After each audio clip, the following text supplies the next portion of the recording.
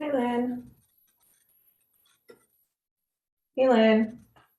Can you hear me?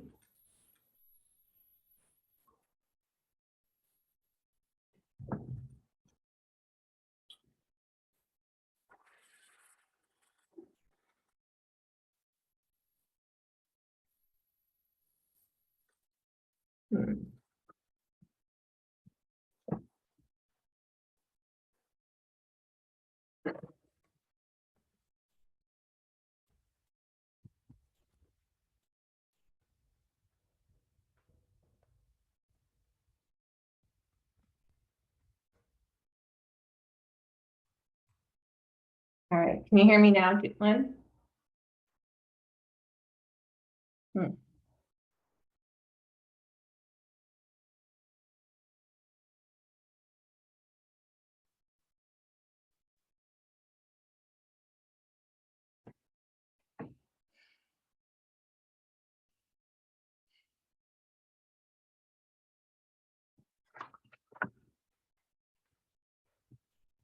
Sorry, I didn't realize I was on mute.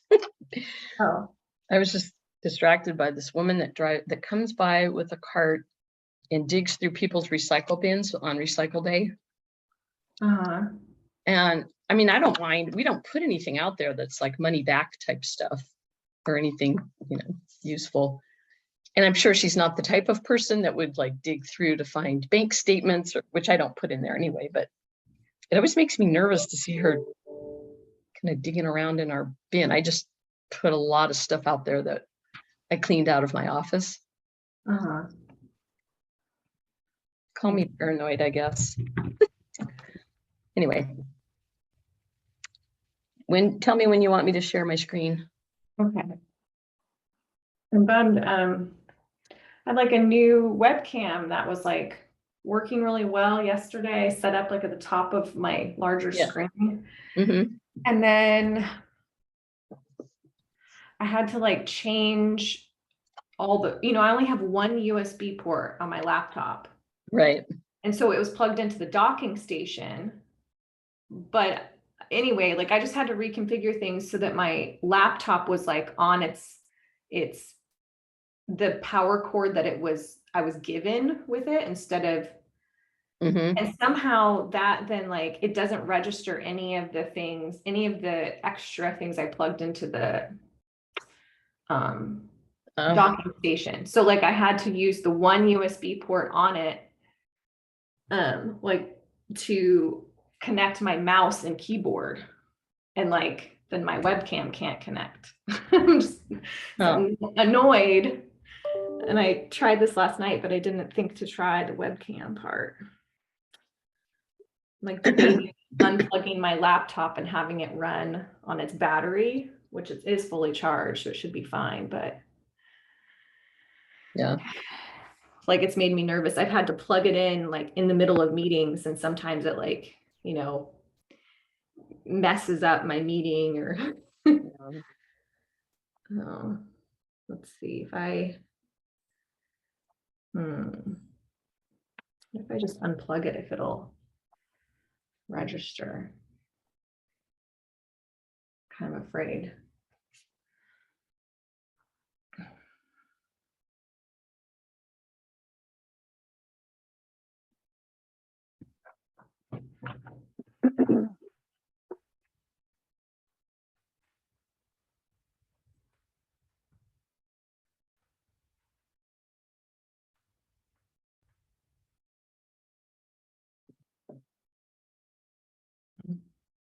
So, not to distract you. This isn't the worst video, is it? I can probably move it to be more middle. You look very dark. I know. I wanted to. Well, that's better. I don't know what I did. Just kind of adjusts itself a lot. Yeah. I noticed that. I was talking to Arnie yesterday and he kept fading. It's our laptops. Yeah. I'm going to try this one time. I'm going to unplug it and plug it back in, but I hope it doesn't like reset my computer. So I'm going to make you okay. Before I do that. Okay, good idea. There we go. Okay, let me try this.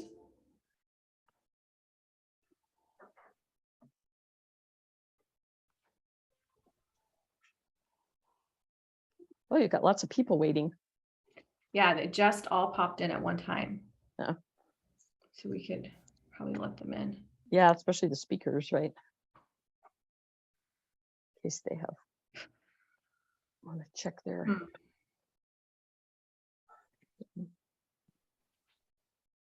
Still not coming up with my webcam, is it?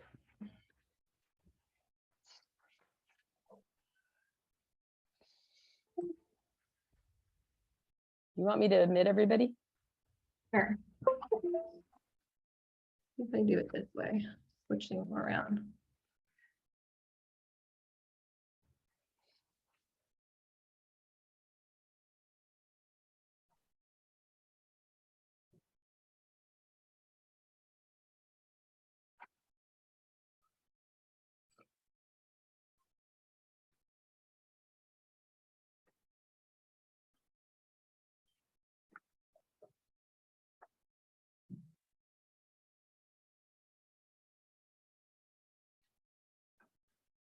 That's better, Laura.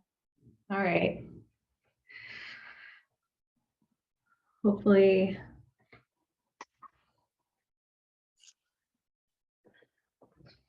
I don't have to change configurations in the middle. Try shutting this.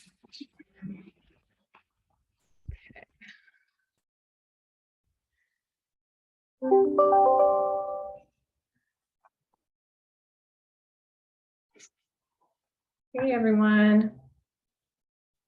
Good morning.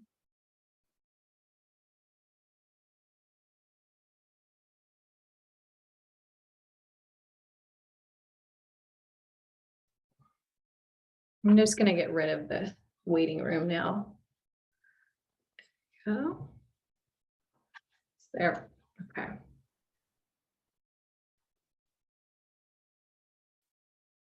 Okay, let's see. Do we have our co-chairs here. EJ. We have our steering committee members, an alternate. Morning, everyone. Morning, Laura. Yay, somebody spoke. Good morning. Good morning. Morning. Great. Okay, so I think we're ready to get started. I will, I can just share the agenda again. Laura, I was wondering if we could ask Supervisor Long to maybe say a few things about Carmen Ramirez and about what she sees happening going forward with, the board and water. And she's, I think, transitioning a bit herself into some roles. Supervisor Long, are you able to speak? Good morning. I'm sorry, the meeting I was just at was running late, so I apologize. Did you hear what I just said? No, I did not. I just wondered if you would like to say a few words about your board colleague, Carmen Ramirez, and maybe make any announcements you have about some changes coming up at the board. Oh, yes. Sorry to put you on the spot. No, it's just when I'm really good until we talk about these type of things.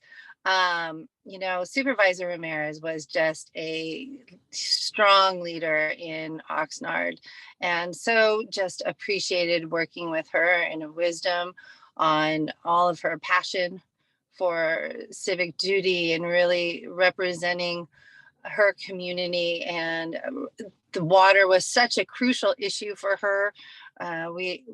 She was at the Fox Canyon meeting just hours before. She had gone to the Heritage Square fabulous event. She's just a genuine person, and we agree or disagree, but I just really valued working with her so much. And she will be truly, truly missed. We've been dealing with that, so everyone's still in shock, even though it's been a couple of, a week or so, but we are going, just, this now leaves the Board of Supervisor with an appointment that needs to be made. That appointment is done by the governor. And so I understand that our state legislators are working, and our board members and our CEO are working to see which leader will follow suit from Carmen's loss. And so we're really trying to be very honorable to the family, and we want to make sure we do the right steps. So that's what's going on for that position. And yeah, no, it's just really sad. So I think that's just, if we could close this meeting in memory of her, I'd really, really appreciate it. And thank you. And I open it up to anyone else if that's what you would like to share any comments. Yeah, thank you. I just want to, second what you said about what a strong leader she was, and that I knew her over years before she became a supervisor, both somewhat kind of personally. She was friends of my family. And so I will just say that I was so inspired having her on the board as well. And I think she inspired a lot of people. And she was extremely kind as well, which just that combination of passion, intelligence, and kindness is sometimes a rare thing. And I think it's a huge loss for Ventura County and the state of California, and especially the citizens and community of, Oxnard, where she lives. So I think now we just have more for us to all do and to pick up where she left off on some of those wonderful, projects and causes that she was really passionate about.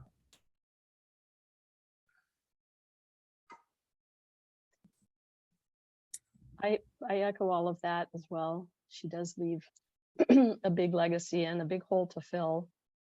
And yeah, I agree. We're all still kind of in shock about it. But we move on, and she has inspired and given hope to so many of us that we can carry forward with. So that's a positive thing. Okay. I also understand she is being replaced on the GMA board by Supervisor Long. Am I right? Yes, I'm the alternate. And so I will be in that position. We have a meeting on September 26th, not this September 13th meeting, but the 2nd, to discuss any of the board appointments. Currently, we have board members and then alternates on certain boards. And so the alternate will be taking the place of that until our board decides something different. Okay. So yes, we had our first, I attended the Fox Canyon GMA meeting yesterday. Okay. Thank you. Yes, so. Okay. Is there any other comments from anyone who would like to share? I don't see any hands. Okay. Well, with that, then I'm going to share the agenda, and I'm going to start recording the meeting so we can get officially started.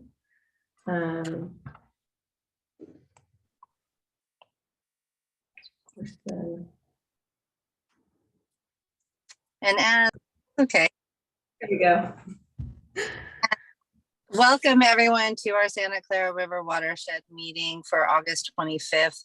I would like to ask that, since we are all in Zoom, that we put in the comment section or the chat your name and who you're with, so we can make sure we capture everybody. And just really appreciate everyone's thoughts and prayers for Supervisor Ramirez's family as they're going through a very tough time, along with our county staff and employees as well, for this loss in her community. I will now ask that we move on to our committee member and GSA updates and announcements. And so I'd like to see who would like to be the first one to go ahead. And Laura, I'll pass this on to you to see who is able to be there. Okay. Do we have any updates, any kind of project announcements, or anything that's come out of some of the GSAs?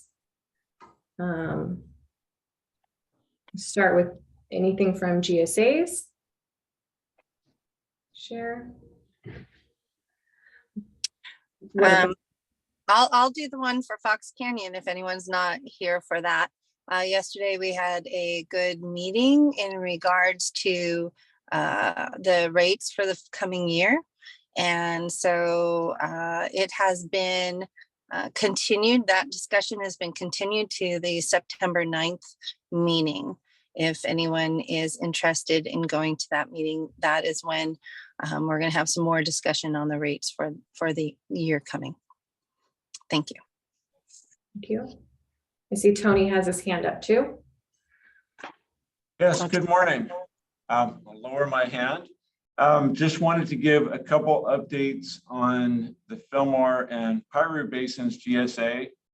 We had been working for quite a while to get easements for some grant-funded monitoring wells that would be near some of the groundwater dependent ecosystem areas at the basin boundaries. So at the Piru Fillmore boundary area and the Santa Paula Fillmore boundary area. And so I'm happy to say that the agency was able to receive the access agreements with CDFW's help for the Fillmore Piru area, and then a private property owner for the Fillmore Santa Paula zone. And so those monitoring wells should be starting construction in the near future. And then I think in general, the agency is reviewing its list of potential projects and actions that were in its GSP and trying to prioritize those and move forward with them. And then I think third is the governor's executive order on GSA's review of groundwater wells. I know a lot of groundwater basins don't have many wells being constructed, but while that agency is trying to develop its program in coordination with the county, I think we've received 5 well applications from the county already. So some of them small, some of them replacements or redundant, but that's an ongoing process to review applications for new wells. So I think that's it. Supervisor Long, anything else from that GSA that you can think of? No, I think that's good. We are looking at projects to come, and so we'll be having another board meeting to talk about any upcoming projects that we might have suggestions to add. Am I correct? Correct. Okay. So that's it. Is there anyone from Mound or Laura? If you can see the hand. Scrolling through names and not just, do we have anyone from Mound? I don't think so today. So are there any other updates, maybe on any ongoing projects, restoration projects or other projects anybody wants to share? County agencies? No?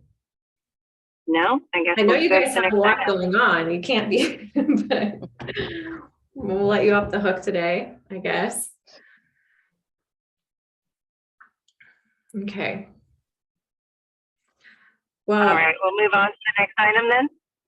yep, that sounds good. I think Lynn, are you going to share I think you were going to share the slides then? Yeah. On this. Okay.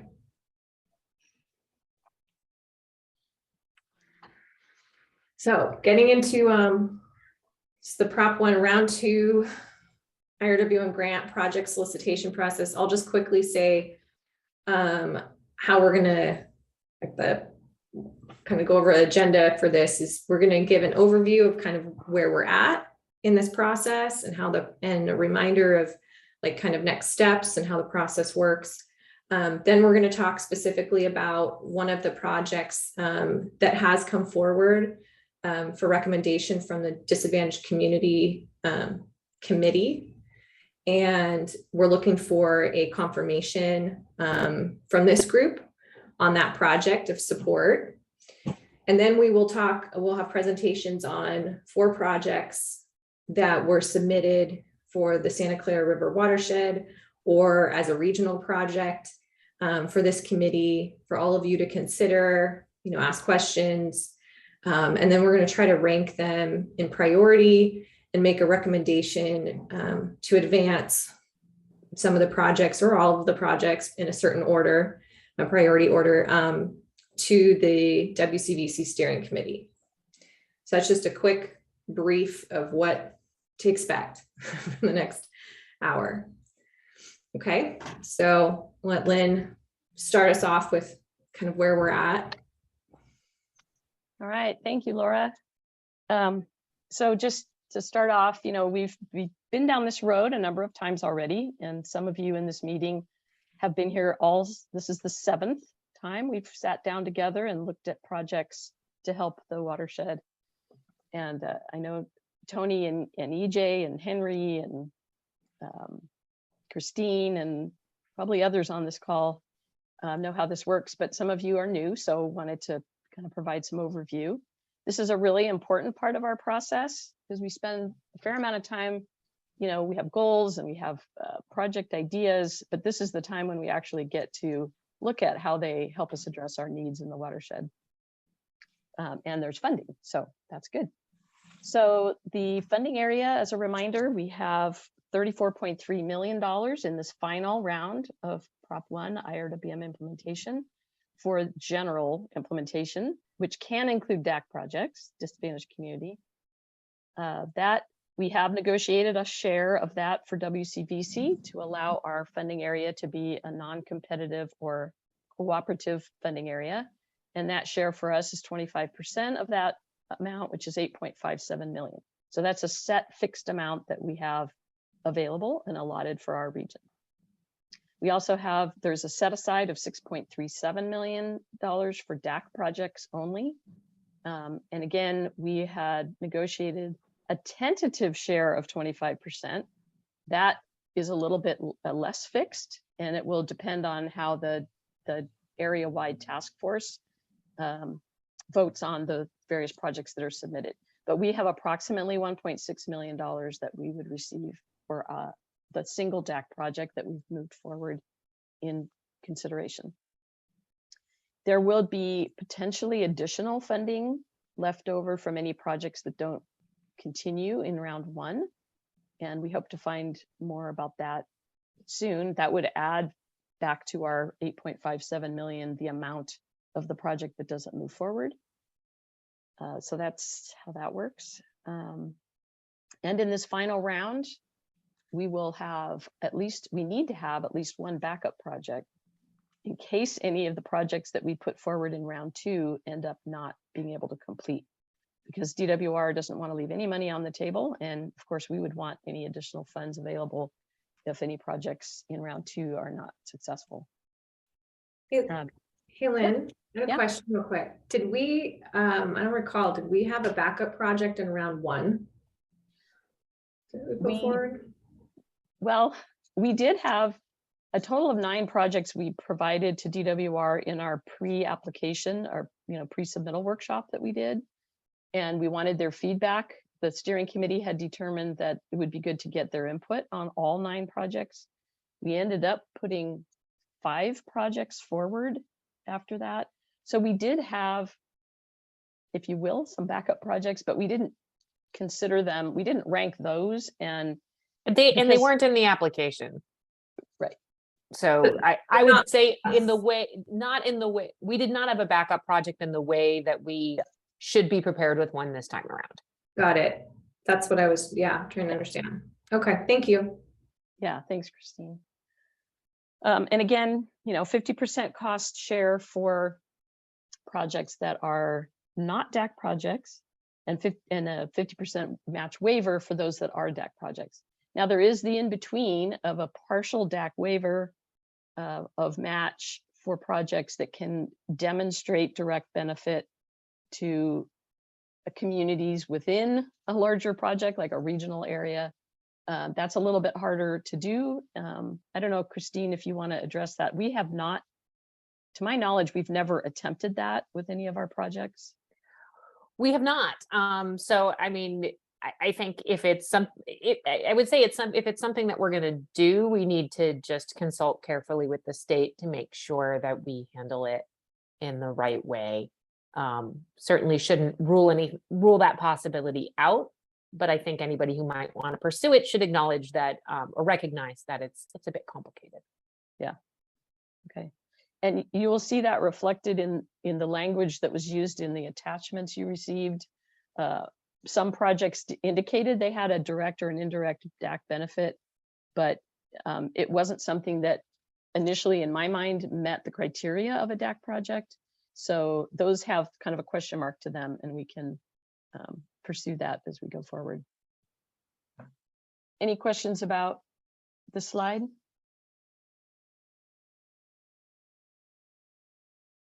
EJ. Yeah, sorry, I couldn't find my button. I had to raise my hand. So maybe the slide covers it, but just to make it perfectly clear, all three watersheds will share in $8.57 million maximum, right? In addition to that, all three watersheds can share in $1.6 million in DAC project funding. Is that correct? That part is not correct. Oh. We have a disadvantaged committee that has been meeting since the DACI grant started, which is a Prop 1 funded program. And the way, first of all, we have not been focusing on DACs in every watershed. We've been looking at it as a region. Right. And we did get projects submitted from 2 watersheds, but not from all 3 watersheds. So we're not trying to do the equity thing because that's not as much funding, and the projects, the way it worked out, the DAC committee really felt that one project in particular that's in this watershed was worthy and ready to go. And so they've selected a single project. Right. But both of these funding sources are for all 3 watersheds, but it turns out that the DAC funding, there aren't projects proposed in all 3, right? So my point is that that 8.57 is not just for the Santa Clara River watersheds. Correct. Henry? Sorry. Yeah, thanks, Laura, and thanks, Lynn. You had mentioned that some of the other projects indicated a DAC tie-in, but that in your opinion, they didn't really qualify for that specific designation for funding. I'm suggesting that Lynn, if you could follow up with the project proponents and clarify that, I think that would be useful before we get to the overall WCVC determination. And I should have made it clear that we can put as many DAC projects as we want in the general implementation funding. It's just that set aside of 1.67 million, or for us, 1.6 million is being handled on a separate track running through our area-wide task force. So yeah, we can discuss that. And certainly we want, as Christine said, we can look project by project to see if we can get a match waiver for any or all of the projects we put forward. We can certainly do that. We could, any project that believes it to be qualified for a 50% match waiver, we can make that finding, and yeah, there's no limit on that. Yeah, I think clarity on the funding sources and the potential for the match would be useful for our deliberations when we get to a final decision. can do that. Okay.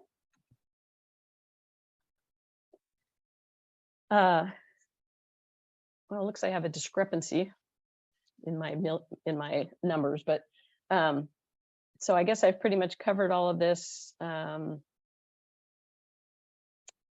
So down towards the bottom of this list, we have to, of course, make sure each project is able to move forward, that it meets the grant eligibility criteria, that it meets the test of readiness and all the many things that need to happen, with a project throughout its life. Can it be finished on time? Things like that.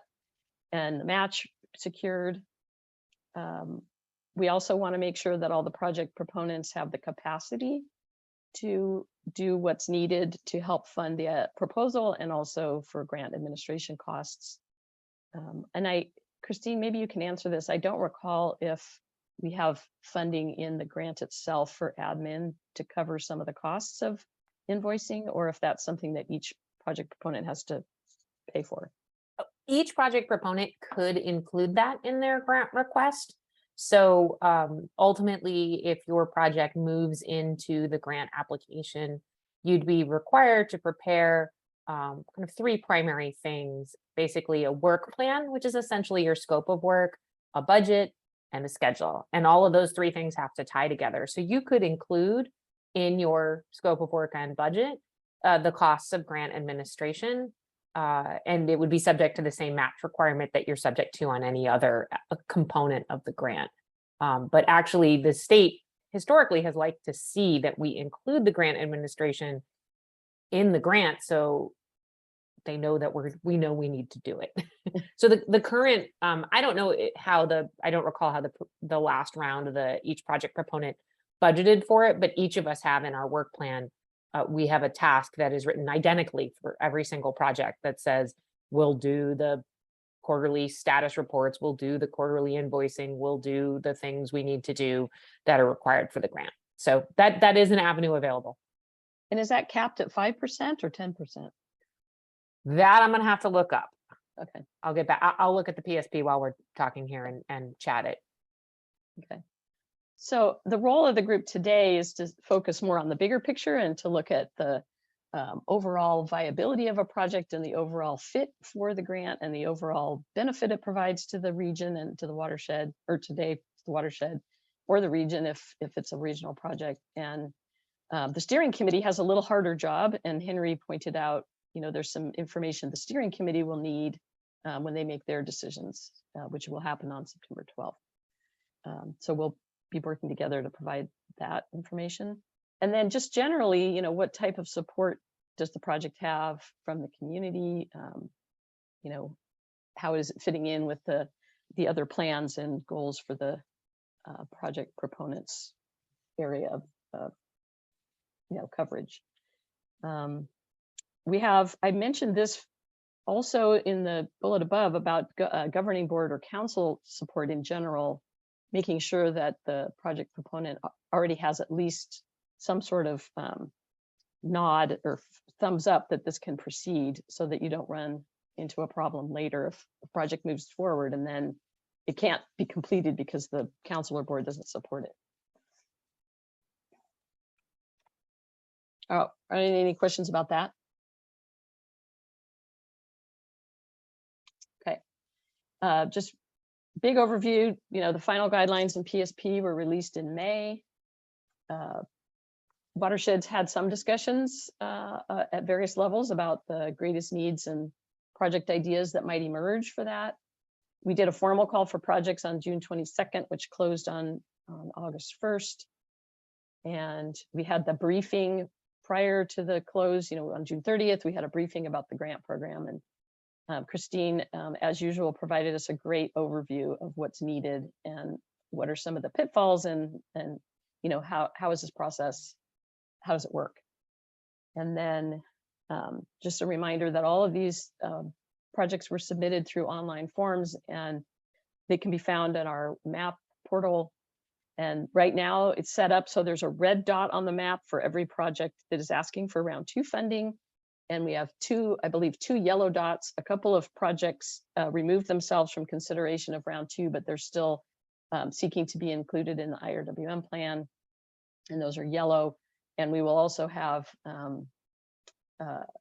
all projects that are submitted by September 15th that are interested in being included in the IRWM plan will also be added to that database.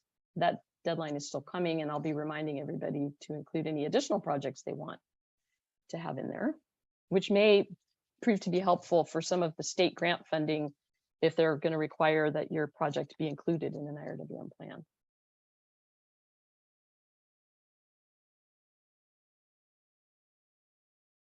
Oops. Laura, did you want to go over this one? Sure.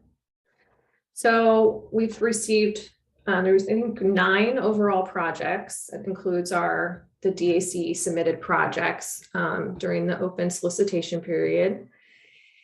And 4 projects either have a primary, benefit for the Santa Clara River, or I guess 4 have primary benefit, and there was 1 project that was more of a regional project, as you can see indicated here. And these are the projects we're going to talk about today. Only the first 4 on here are we going to ask you to kind of rank. The DAC project is more of confirming support for it, since it's being put forward by the DAC committee for the disadvantaged community funding set aside. So this totals about 8.5 million, specifically in the Santa Clara River. For our entire region, WCVC, there was $16.7 million worth of projects or requests for funding submitted. I sent out, if you hopefully received a couple days ago, an email regarding this meeting with the link that also had supporting documents. There was a PDF that had a summary write-up for each of these projects. I hope that everyone received that. If not, I can put a link to, I think, where you can access that in the chat. And we also provided a spreadsheet that has a basic summary of just what the project description is for each of these and what the funding request is. So you'll be hearing more about each of these projects though, of course. Any questions there?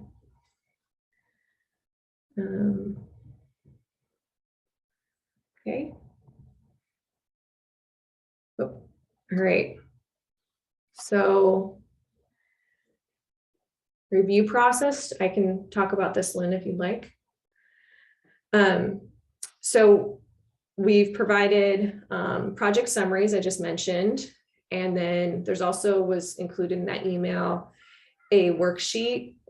Here's a Word doc, which again, I can try to put links to these in the chat in a minute. I get a chance for somebody, or go back and you can find the email and you'll find them there. And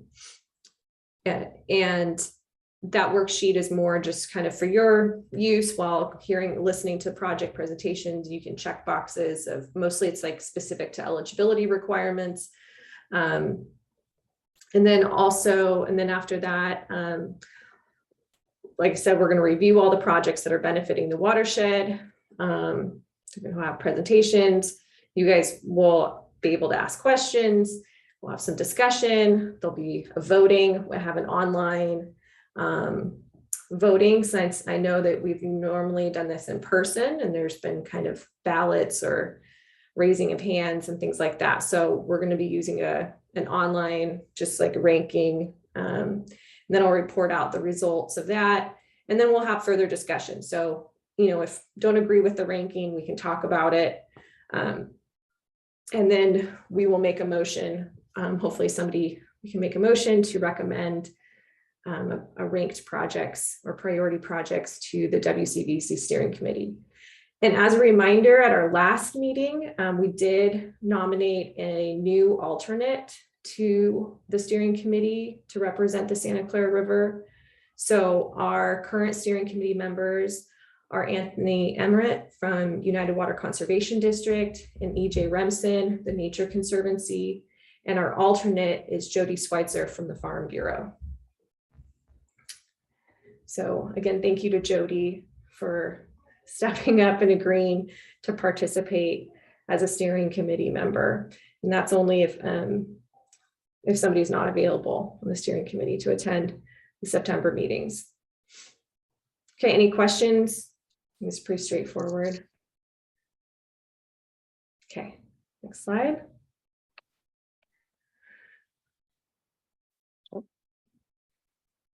Okay, so just specifically about the DAC process. So the process for the disadvantaged community projects that the DAC set aside, similar, but also had a different review process for the projects. The solicitation period was the same from June to August 1st. They had to fill out the same form to submit a project and meet the same eligibility requirements, really, as general implementation. So they were submitted during the call for projects, but the process for considering those projects was run through the DAC committee rather than each individual watershed committee. That committee met on August 17th and did review. There was 3 projects, right, Lynn, that we reviewed in the end, right, that qualified. Reviewed 3 projects. 2 were submitted from the Ventura River, like were associated with the Ventura River watershed, and 1 with the Santa Clara. That committee reviewed them and chose to prioritize and recommend as their top project, 1 in the Santa Clara River watershed from Garden Acres Mutual Water Company. And we can share, I'll share more about that. But then the next step is, we want to talk about that today, make sure that there's no concerns, that we have the blessing of this watershed committee since it's in our watershed for that project to move forward. And then the DAC task force will meet on September 6th. And that's where we will share our top project from WCVC, or our top projects, and try to come to a negotiation with the Upper Santa Clara and the GLAC region on that final, split of the DAC money, and confirm that our project will be in the mix for our application.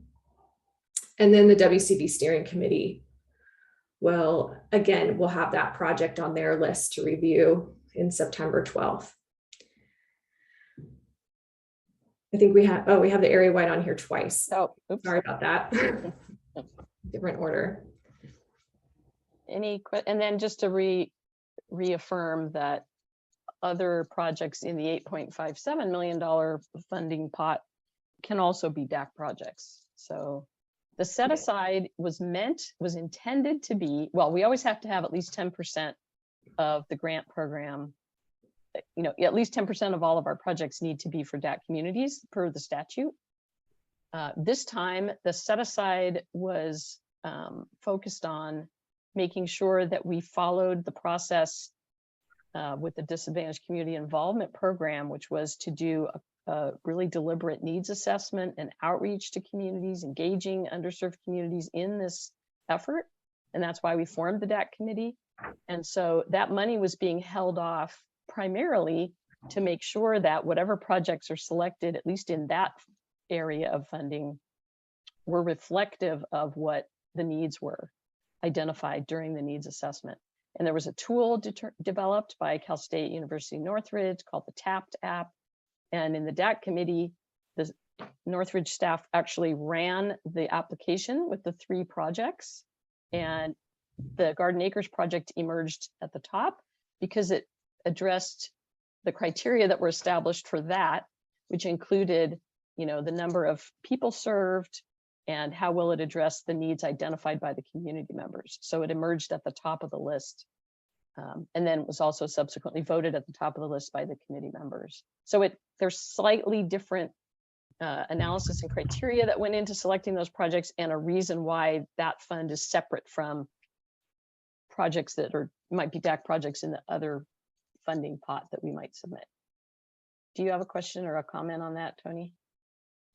Yes, not on the process so much, but just wanted to note, I think earlier we said that there was approximately 1.6 million dedicated through the DAC funding for the projects in our area. And I just wanted to note that the request is for 1.966 million. And I think there's no local match that's being offered by Garden Acres, right? That is correct. And so, Lynn, is the next slide the Garden Acres one? I can't remember, because if it is, we could just move on. No, or you can go forward if you want to it. But Oh, I don't have, oh, I'm sorry, here it is. okay, so this is the Garden Acres selected DAC project. You're right, it is 1.966 request, which is over what the approximate 25% is for WCVC. So that could be handled in a couple different ways. When we meet on September 6th, the DAC task force, which Lynn and I will be representing WCVC at that meeting. One thing is we can try to negotiate with the Upper Santa Clara and GLAC to fully fund this project at the requested amount, which is very possible that will end up, that is a possibility. Another possibility is if we are not able to do that and we have to stick with the 1.6, is potentially Garden Acres may be able to reduce their request. So we'll be talking with Garden Acres about that in advance as well, just to know.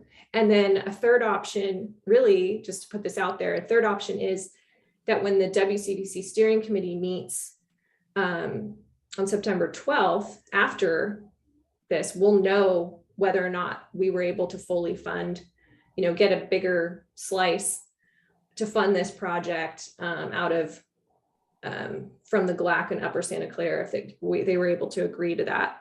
And if they are not, one thing the WCVC steering committee could do is say that we'll fully fund this at the requested amount. It'll just take away a little bit from the general implementation funding that we have for our area. So that's just another option that I'm just, so there's different ways of this working out.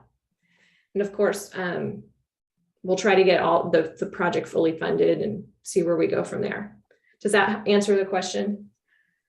Yes.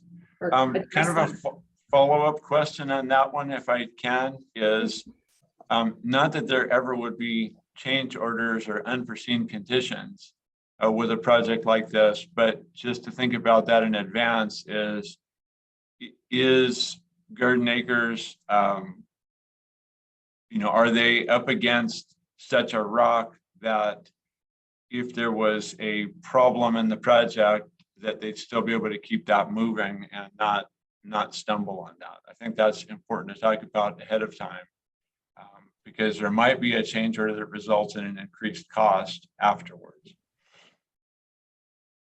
That is definitely a wise comment, something to consider.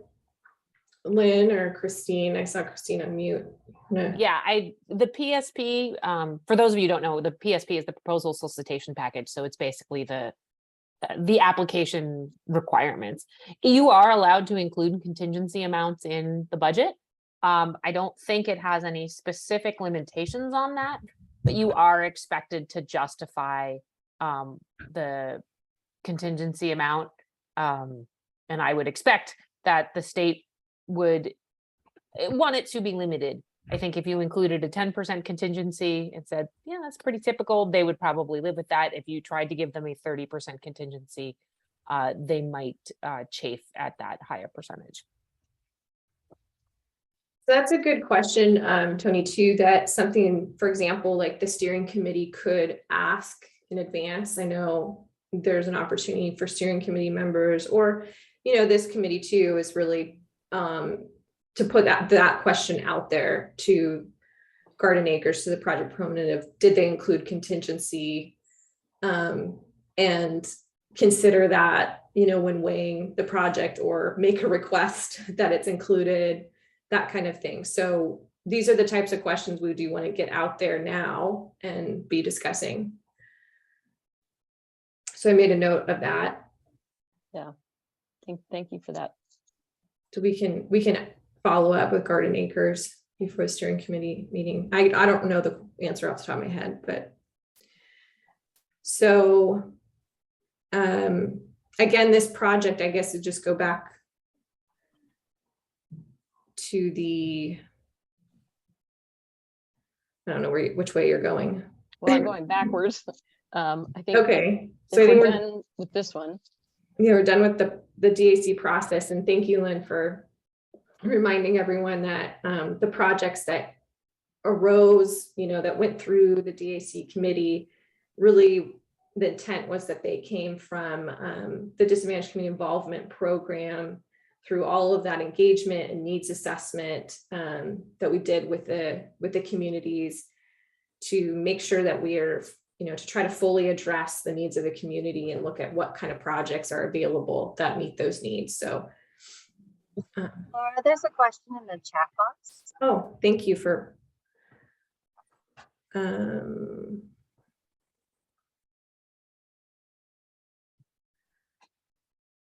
about thanks, George, for the question. We'll get back to the project itself and address that question, or try to, okay? So next slide. So again, where we're at in general with the schedule, it's just an overview again of the schedule, is that the call for projects was June 22nd to August 1st.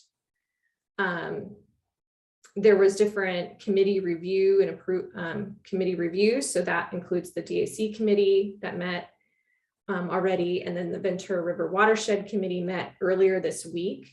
And they also selected some top projects, which I don't think I included a slide on, but we can inform you of what the decision was there. And then we're meeting today. And then Cayugas Creek meets September 8th to review projects that were submitted that benefit Cayugas Creek and regionally. And then on here, DAC Task Force, September, and then the steering committee in September 12th. So you might want to mark your calendars for September 12th if you're interested in participating in that meeting, which we encourage people to do, especially obviously project proponents. Well, it's mandatory for a Mandatory. project proponent. Yeah. And then we submit the application February 1st.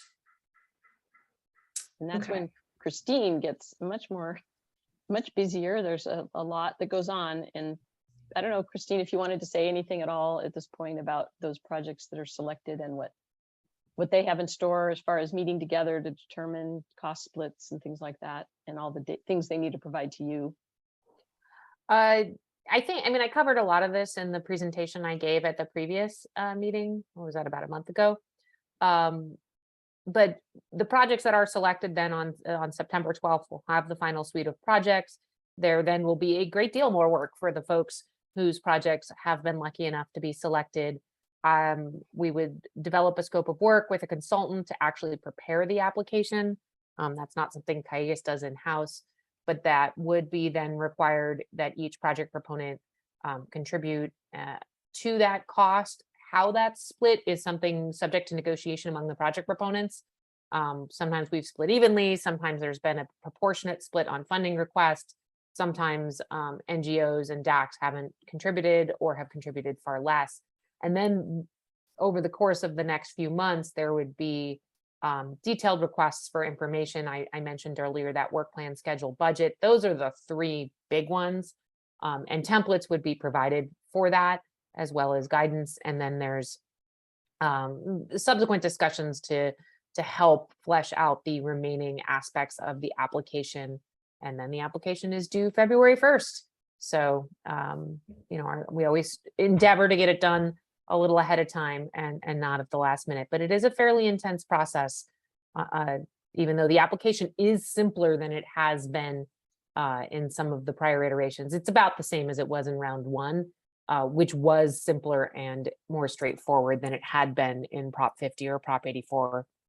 There isn't the same kind of detailed analysis that we've had to do of benefits where we had to hire resource economists. So it is at least a little bit simpler, but it is by no means simple. It is by no means straightforward. The timeline is always fairly intense. And so you really need someone knowledgeable about the project, who can be responsive and really contribute to the application, because we're kind of wrangling information, your projects in a way that we can't. So we need you to share that information with us so we can show the projects in their best light. Thank you. And I'll just remind everybody that we have a very good track record with the quality of our applications. So that's to Christine's credit and others who have shepherded these projects through all these rounds of funding. So thank you. Tony has his hand up. Oh, I did again. Sorry about this, but just to kind of pile on a follow-up question to Christine and or Len about the timeline, just for the whole group's knowledge, is that application will be submitted February 1st, but then there's going to be a lag in which DWR has to review this, and then DWR has to execute an agreement between the state of California and Cayugas Municipal Water District. And then the project proponents would have sub-agreements that agree to all the things in the master agreement, and then promising to protect and indemnify Cayugas for being generous as the fiscal agent. So you might want to talk about what, Christine, you're feeling, or Len, your feeling of the timing of all that is, and then the PSP's requirements about when money has to be spent by. That might be helpful to review that quickly again. Sure. Well, probably the easiest thing to do is I can comment on how the timing went during the last round, which is probably the best indication of how timing will go this round. Last time the application was due in December of 2019. The state issued their preliminary recommendations for funding, I believe, in May of 2020. Those recommendations were finalized in September of 2020. The grant agreement and the initial sub-agreements were in place by May or June of 2021. So it was a fairly protracted process. I would hope that this time, with the agreed funding split, that should streamline things a little bit. That gap between May and September was filled with us lobbying to keep our money and GLAC lobbying to take it away. So there was a lot more drama last time than there had been in some prior rounds. And then the requirement in this funding is that all of your project be complete by the end of 2027. Thank you. yeah. Thank you, Christine. That's all, really important. And I do think that summertime lag that we had last time will be lopped off. And I also think that DWR is under more pressure than usual to get things done quickly because of, the governor's water supply strategy that was released recently, and, especially getting projects moving forward that have an ability to address some of those priorities, such as drought response. So I know there's going to be a lot of pressure on DWR, and they're putting a lot of money out from other sources as well, but hopefully it goes faster than last time by a significant margin so we can get going. So I just had one more slide, Okay. and I know we need to get Yeah, I'm Get trying moving. to keep track of things in the chat as well. So I think we've kind of gone over this. Yeah, we can bring this slide up at the end. I think Serious. maybe if we have questions at the end of the meeting, we can go back to this, but this is really just what we've been talking about, again, about process. So I want to move on to, wait, where'd the Garden Acres one go? Oh, you want that up there because they're not here to. There was a question about the project. And Oh, okay. we need Sorry. to make a motion to affirm the project. Sorry.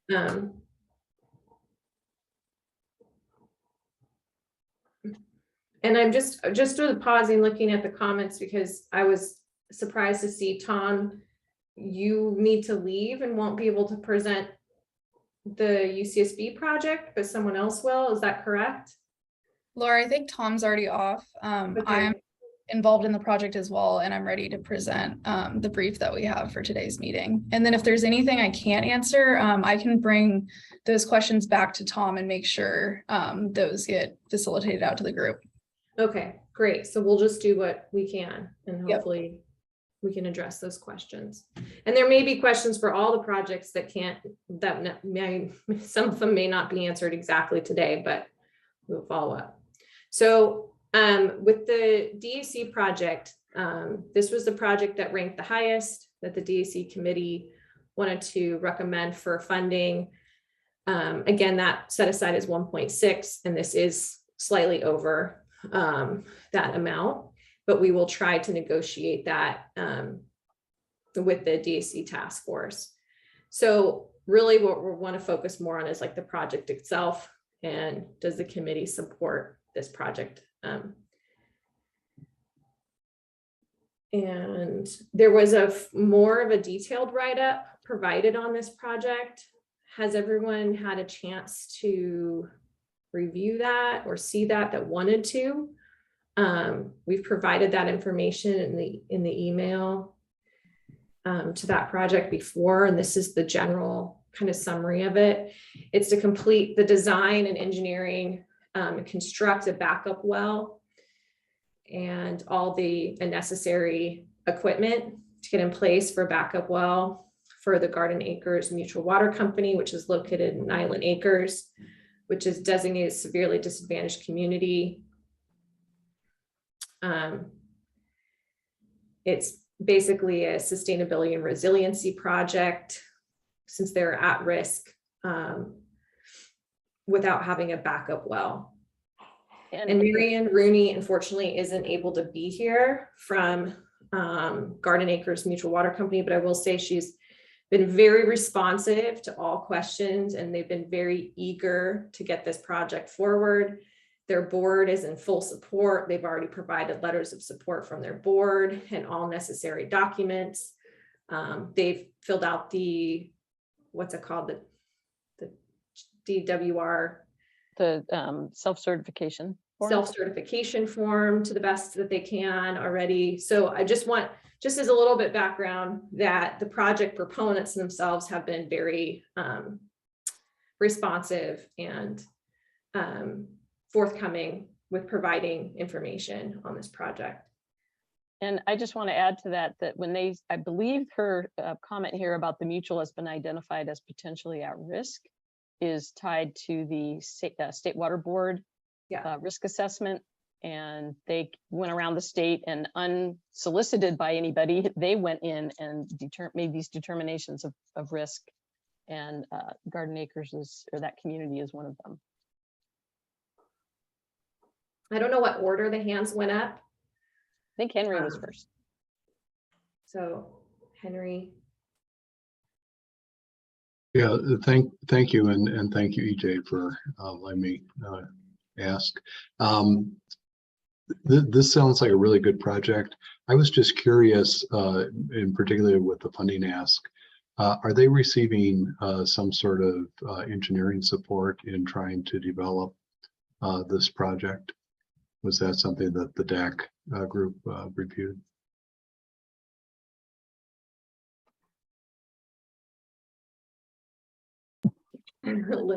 Let me think about that, because we funding from the Prop 1 DACI grant helped them, I believe. Some technical assistance. They got some technical support, right? And they are also receiving funding from the Urban Multi-Benefit Drought Relief Set Aside for purchase of the property. I believe that their project, the 1.966 million project, includes some of the design work. It does include some of the design work. And my understanding that it is shovel ready. Sorry, Supervisor Long, your audio is kind of hard to understand. Sorry, I will talk a little bit louder. So I believe that this project is shovel ready. They've done everything and they're just looking for the funding to do it. So it's all done. Fantastic. Just checking for kind of due diligence in case they needed any additional engineering support that maybe could be provided to help. And we can confirm that.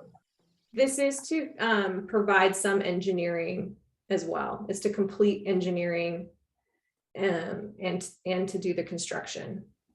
I don't know exactly where they're at in percentage of the engineering that's been done. So we could, if that's a question you're interested in, we can get that information. No, I was just hopeful that they had some assistance in coming up with their cost estimate, since it's Okay. a little bit higher than the funds that are available, and you've given me the assurance that there were some sharp pencils, so that's good. Okay, EJ, I guess you're next. Yeah, hi. I have two questions. First one's pretty simple. Do we know how many people this will serve? Excuse me. And the second one is, in their write-up, they mentioned there's a second mutual that serves Nyland Acres. And I'm wondering, is there some simple plumbing fix that could, so they could back each other up and avoid this project? You want to take that one, Laura, or you want me to? So I'm pulling up. I used to know the number that it served off the top of my head. Yeah, there's a really great dashboard, and we can share that information with the committee later, that shows the results. It's actually posted on the Water Talks website, which is the website for the DACI program. And there's a great a dashboard that includes the results from the needs assessments and also information about all the 9 communities that we work with, that has information about their demographics and their population and whatnot. And maybe Laura's looking for that number, but there is another mutual water company in Nyland Acres called the Nyland Acres Mutual Water Company. They do have an intertie connection between them. That's subject to some conversation happening between those two entities right now. But Marianne assured everybody in the DAC committee, Marianne Rooney with Garden Acres, that they had the ability to share water back and forth. There's another project being funded in that drought relief, urban multi-benefit drought relief program that I mentioned. So Garden Acres received funding for purchase of the land for the well, and Nyland Acres Mutual received funding to replace their mainline distribution system. And yes, those two communities those two water service areas are adjacent and they work together, and there is the community is being well served by both, I guess you would say, but the customers in Nyland Acres will be receiving water through a new distribution system, and the customers in Nyland Acres, Garden Acres, will be receiving the benefit of the backup well, which could in turn help the other mutual. Does that answer your question, EJ? Well, so what I'm trying to get at, is there a need for this if you've got 2 wells that can serve the, and I'm not saying that this is the case, but I wonder if the one of the wells goes down, is the other well adequate to serve the community, to provide the redundancy that's needed, and if so, why do we need this well? And I'm imagining there's a real good answer to that, but I just couldn't find it. Can we add that to the list of questions, Laura? We should make note of that. My understanding and talking with Marianne is they're both 2 separate water companies, and the tie between them is for emergency only. And so they actually need this to serve their communities. There's over 10 little water districts in the El Rio, Nyland Acres, Strickland area, but they're not all one. And so this is a project that is definitely needed to serve their water community, their neighborhoods. So just so you know that. I would love it for them to be joined and then it'd be one big system, but it's not the case. And so that's why they're asking for this funding. Yeah, so I would just, if I was them, I'd be ready to explain that at the committee.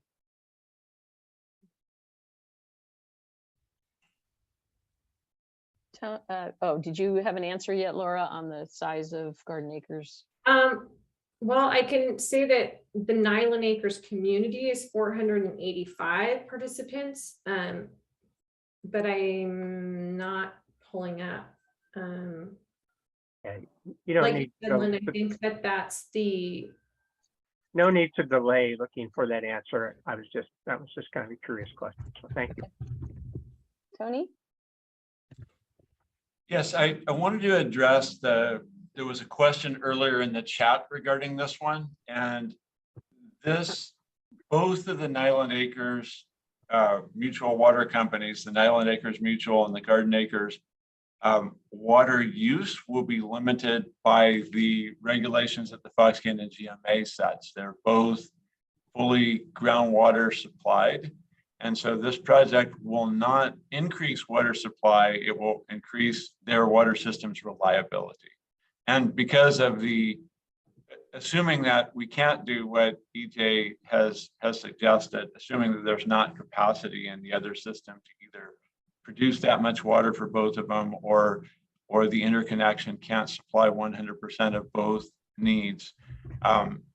The total amount used by Nyland should not change. That will be capped by the Fox Canyon GMA, but their system's reliability, their risk of complete water outage will be really greatly reduced by having a second well that's reliable. So it's really a water supply reliability for this community. That's the main advantage. And why they were flagged in the risk assessment by the State Water Board. And that, the State Water Board's Division of Drinking Water will look very critically on these old water systems. I think we saw in the application, this water system was started in 1929. So pretty much every component of that water system needs to be replaced ASAP if it hasn't already. They won't allow you to continue to operate as a water system if all the pieces and parts aren't reliable. So this is really high priority for this agency to stay in service as a water system. Thank you, Tony. You want to move ahead with a motion, Laura? renewable energy based. Oh, another chat. I'm not sure I understand that last question. You want me to clarify? Sure. I appreciate all your efforts with the grant program administration. There are a lot of requirements that are mentioned. And given that our biggest problem right now is not just resiliency, but a particular part of resiliency, which is how much water is available. I wonder why not require these projects to show how they will, either through return flow credits or some other means, how they will provide, how they will accomplish an increase in the water supply and using renewable energy for that. Why not require that as well?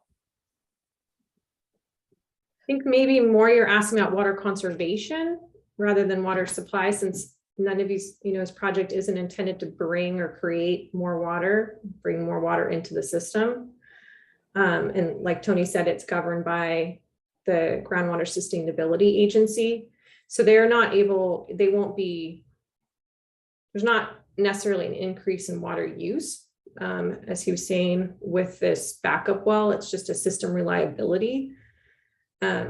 And they actually have proposed in their project description, there was mention of wanting to include some solar panels for operation of the well as well. So making it more, at least in an energy efficient project. Yeah, and that is part of our criteria we look at, and we are required by the statute to look at various aspects of climate resilience associated with the project. Will it increase or decrease greenhouse gas emissions? Will it alter, flood flows? There's certain questions that are asked in the energy side, you know, we do try to give, either recommend if somebody doesn't suggest that they're going to have a net loss in energy production or a reuse rather, or perhaps a reduction in greenhouse gas emissions, we can request that. So that is a consideration on our evaluation about how it contributes or reduces. Yeah. Also, just in reading the information supplied by Laura, I just wanted to remind everybody that this backup well is necessary to provide a reliable and sustainable system to our residents according to the state. So the state is mandating this as well. And so how we can help them with the funding, I think is a really smart idea or decision to Thank you. Thank you. Just to wrap up the thought, as a matter of the public record, I would just like to insert that comment that ideally, from my point of view as a citizen of California, these projects should be either returning flows to the source, or they should be doing something to increase the supply. We know that the supply of the water, whether it's groundwater or surface water, wherever that water is coming from, we know the supply is likely to decrease due to climate change. So it's not enough to simply take the way that we have in the past and then call that resilient or sustainable. It's not enough. And we have to make sure that the wildlife are not shortchanged in this process. Thank you. Thank you.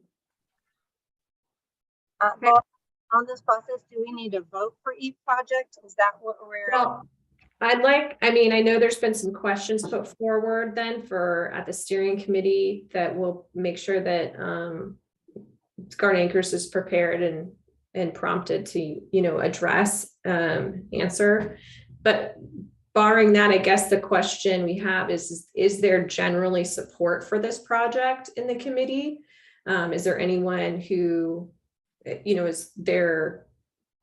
That's, I guess, what we're trying to ask is if there's general support for it. If there's serious concerns from a number of parties, and then we would want to make sure that we can address that as quickly as possible.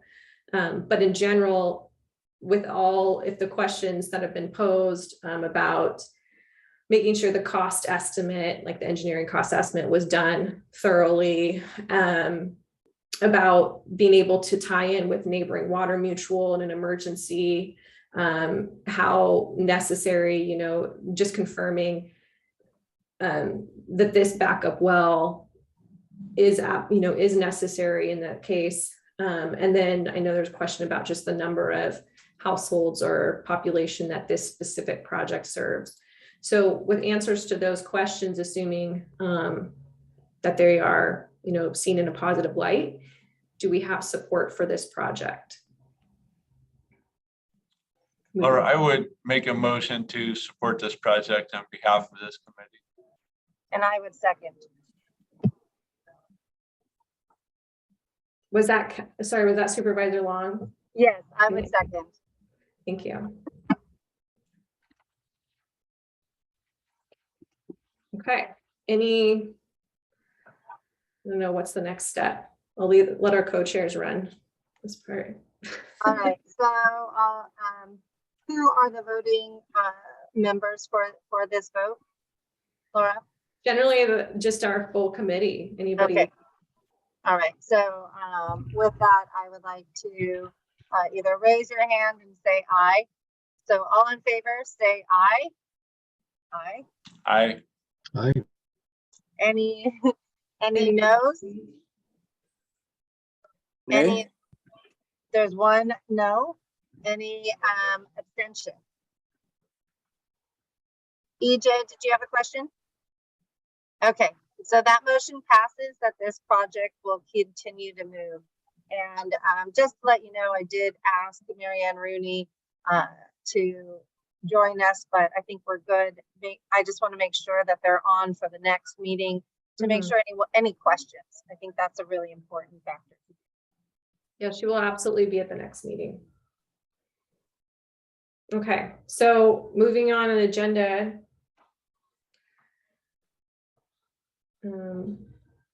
This is when we can start some project presentations. Do you want me to go ahead, Supervisor Long? Sorry.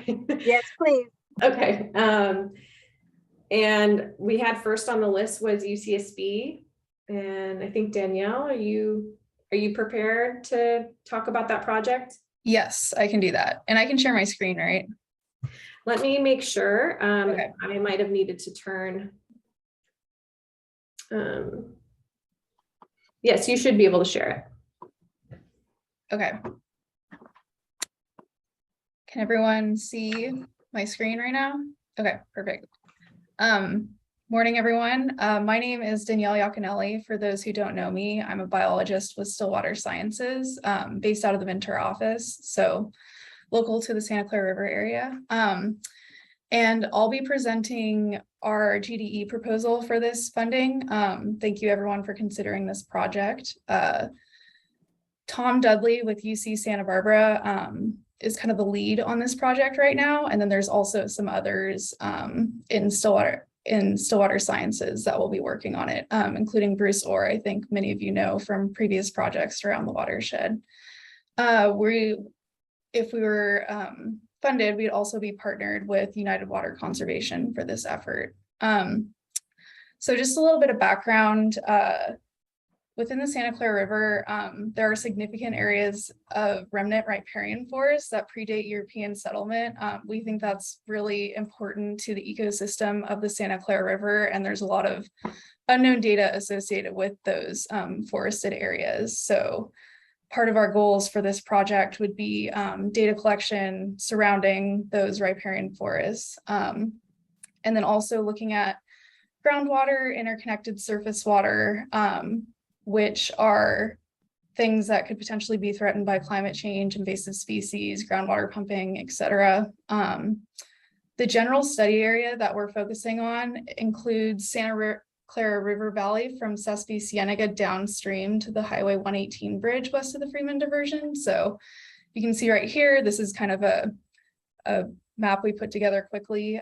Fillmore, to orient you, is here, Saticoy is down here, and this would be the reach we'd be looking at. So we're interested in focusing on 2 groundwater dependent ecosystems within this area that have this forested riparian wetland complex within it, the historical East Grove, which is up here. And then there's approximately 2.5 river miles of riparian habitat in the vicinity of the Freeman diversion down here as well.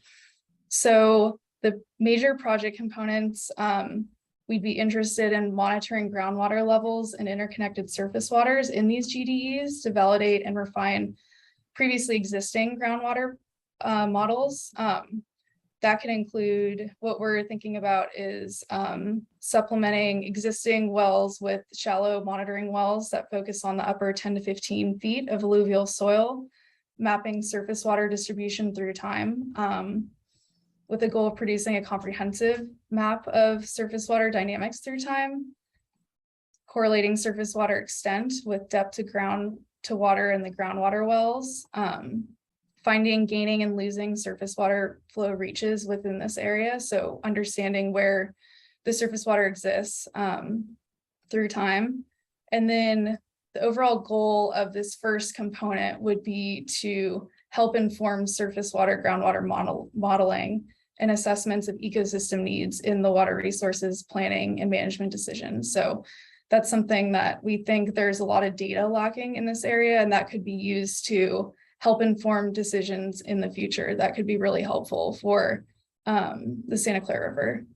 So the second component that we're interested in is monitoring vegetation responses to the changing groundwater levels. So kind of in tandem with that first component, we'd be looking at the ecophysiological relations of key plant species with a focus on Arundinodonax, because there's a lot of unknowns about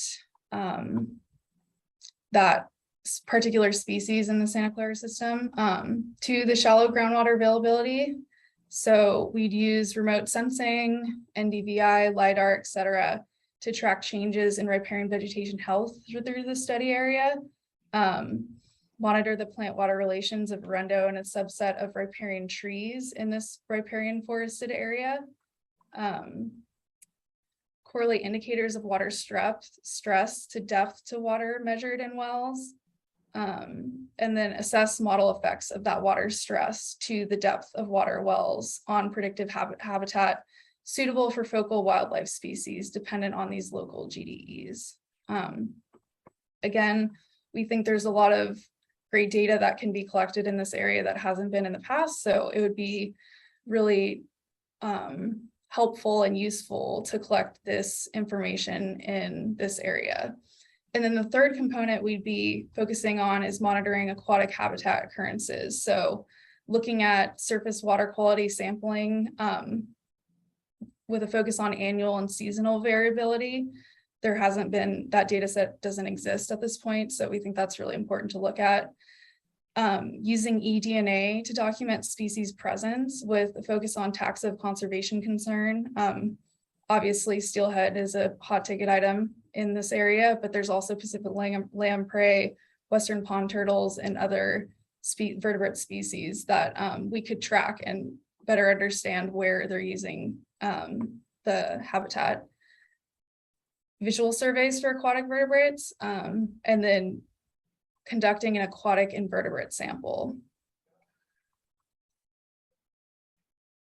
These are just some photos of what Arundel has looked like in these areas, some previous mapping that has been conducted. If this is the Freeman Diversion Dam, just to orient you. So there has been a bit of base information that has been taken in this area, but again, our goal would be to either update that information or focus on collecting new information to help inform decision-making in this area in the future. To get to some of the logistics, the total project cost would be $1.1 million. We'd be able to have half as cost share of that, and then half potentially as grant funding. So $550,000 is what we're asking for this funding process. To tie back to some of the statewide priorities, we're looking at this data collection process would help improve the natural infrastructure of the areas. Again, with the focus on the riparian forests that are really important ecological system in this watershed. Floodplains, GDEs, et cetera. There's quite a bit of natural infrastructure we'd be looking at with this project.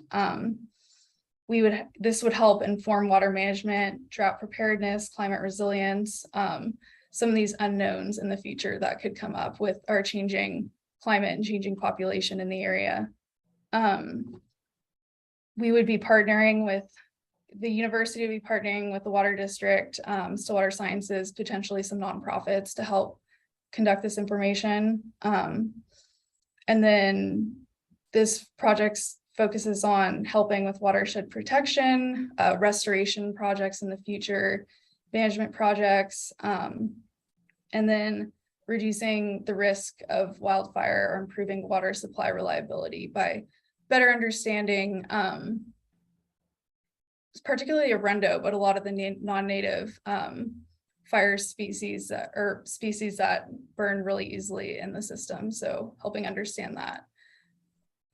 And this won't directly benefit the DACs, but we see this as indirectly benefiting them in the future once this data is collected and used in the future. And with that, I think I can open it up to questions if anyone has anything in particular they want to bring up. EJ? And thank you. Yeah, thank you. This is an interesting project. Is this going to cover the part of the area right at the border of the Fillmore Piru basin boundaries? Because just upstream of that boundary in the last big drought, we lost about almost 400 acres of riparian habitat, which is kind of type changed into a rundo now. And that was due to dropping groundwater levels. And that is the worst case of riparian loss I've ever seen in my 20 plus years in the Santa Clara River. So you guys be looking at that as part of this? I actually don't exactly know where that is relative to what we have mapped here. Is it within that yellow area or is it outside of that? It looks like it's, I can't tell if the Sespe Cienega area is in it or not. Oh, the Sespe Cienega area would be included, yes. I mean, but if the boundary of the Oh, okay. Sespe Cienega goes far enough upstream to cover that area, I think that would, this would be extremely helpful to understanding that problem. Yeah, I could bring that up with Tom and some of the other partners, since I don't know offhand. Tony Emmerich is online. He's our executive director for the Fillmore Piru Basin. Do you want to touch base on that, Tony? Yes, in talking with Tom Dudley and Bruce Orr regarding this project, it is my understanding that that's the intent, is to study that riparian area above the basin boundary. So EJ's point, I think that's exactly the target of this study, as well as the East Grove. Thanks, Tony. Henry, did you have a question as well? I did. Thank you. And thank you, Danielle, for your explanation. This is an intriguing project to me. I have a couple questions. One is what is the length of your study? Because there is significant fluvial process in the Santa Clara River that, as EJ just mentioned, we're starting to see greater variability in hydrology as well as impacts from human activity. And we anticipate that baseline vegetation will probably be changed, right, by climate change as well. So is this going to be what's the length of the study? Is it a year study? Is it a longitudinal study? Are you going to try to capture both dry and wet phases of the river? Yeah, my understanding, we haven't gotten into, I think it depends on what we're looking at. So for each component, there might be different lengths of time where we're taking data. I haven't heard anything specific on what we're looking at as far as how long each component will be taking the data. So I'd have to, and that might not be fully fleshed out yet, but I know obviously we know the more data, the better. And like you're saying, wet versus dry years, it'd be really important to look at as much as we can. So we're taking that into consideration as well. And then follow up, you mentioned that this would help extend existing models and that you'd be working with the water district. Is the water district united, and are the existing models worked with by United, or is that a different model that you're talking about? Yeah, I think it's the one that United is using. Is that your understanding, Tony? Yes, Okay.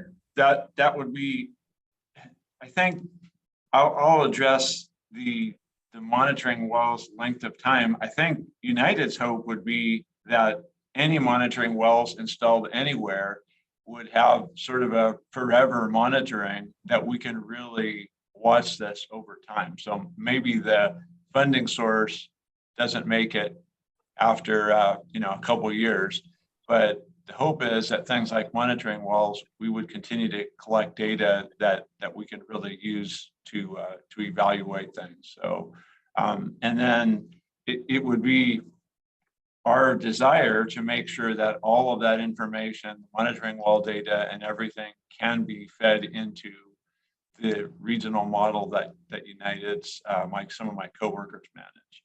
So that would be the hope for this. I think the vegetation data. I think Henry, you're getting at the issue that a wet period comes in and sweeps out a whole bunch of stuff, a fire comes through, drought. And so I don't think that the extent of time from this funding is going to go as far as we would like, but at least it's a snapshot in time of that part of it. But the groundwater monitoring of shallow wells, I think we need a lot more of them in this area, and we need to monitor them for a long, long time. Yeah, thank you, Tony. And I guess that would be my comment. Maybe you talk with Tom that the design of your project will be most useful if it is designed in advance to be part of a longitudinal study. We've had problems in the past where, a graduate student needs to get that degree and we get a snapshot and then that is considered like a baseline when it's really only a moment in time in a broader landscape process. Yeah, So that's it for understood. me. Thanks, Henry. Okay, thank you. Yeah. Kathleen, you have some questions? Oh, we can't hear you. Might be muted.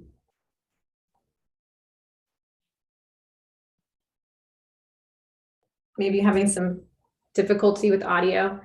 We'll come back. We still can't hear you. But feel free to chime in when you think you've finished. I had a question about the project too. So it sounds like, I just wanted to point out that this project sounds like a decision support tool as well. Is that correct? Okay. Yeah. 'Cause that's a specific like category or type of, eligible project type. So I just wanted to point that out. And also, I was wondering, you mentioned the species, like, monitoring how they respond to shallow groundwater availability. I was wondering if there's any effort or specifically to look at include species that are expected or known to be more climate resilient, or that will be, future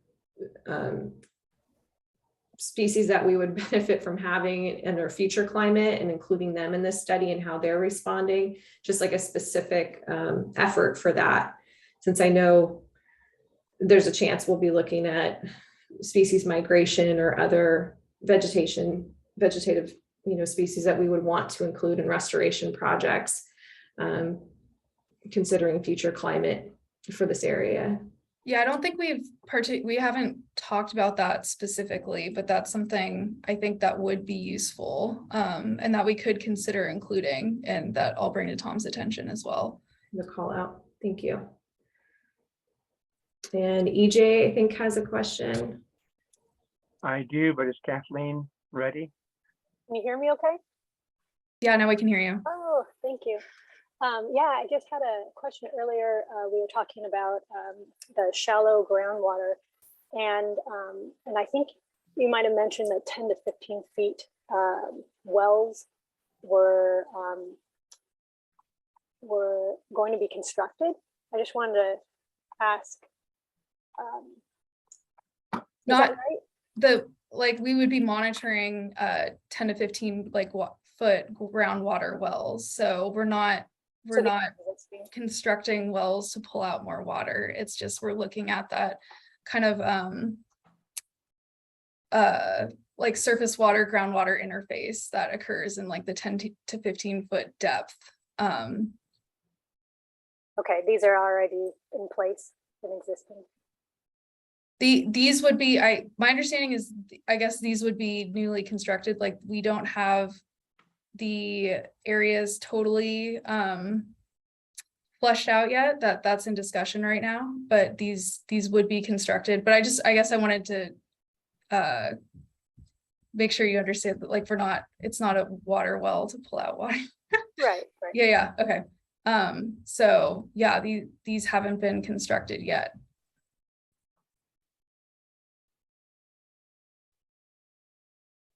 EJ? Yeah, just out of curiosity, what's the source of the matching funds? Yeah, so our understanding, we can go back to 2015, I believe, for matching funding. There's been a lot of work that has occurred in this area that we've been looking at. Nothing's in stone yet, but there's some USGS LiDAR from 2018 that we could use as matching funding to build on. Some NCALM LiDAR from 2015. United does a number of bird and wildlife surveys around the area that could be used in there. There's been quite a few analyses that were done towards United's HCP that could be used as matching. So again, we don't have it all set in stone, but that's something we will figure out very soon and can get back to the group about.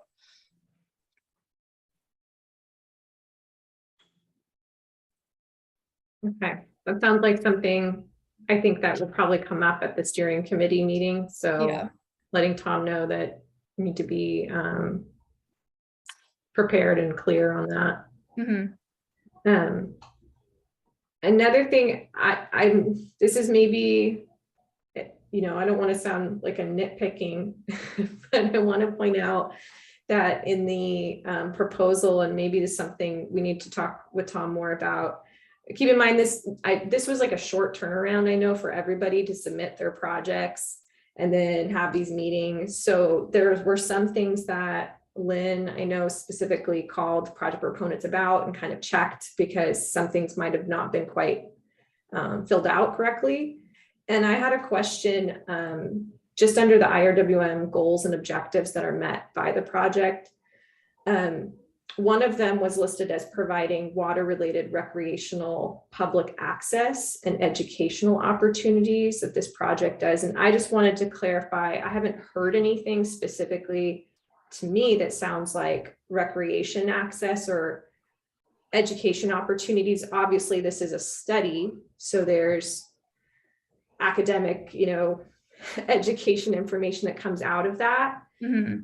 But is there anything more you want to say that maybe we're not aware of with Not that I've heard, you know, I think maybe Tom was thinking down the line, like it doesn't have a direct benefit to those components you brought up, but ultimately there could be an indirect benefit that comes out of this project.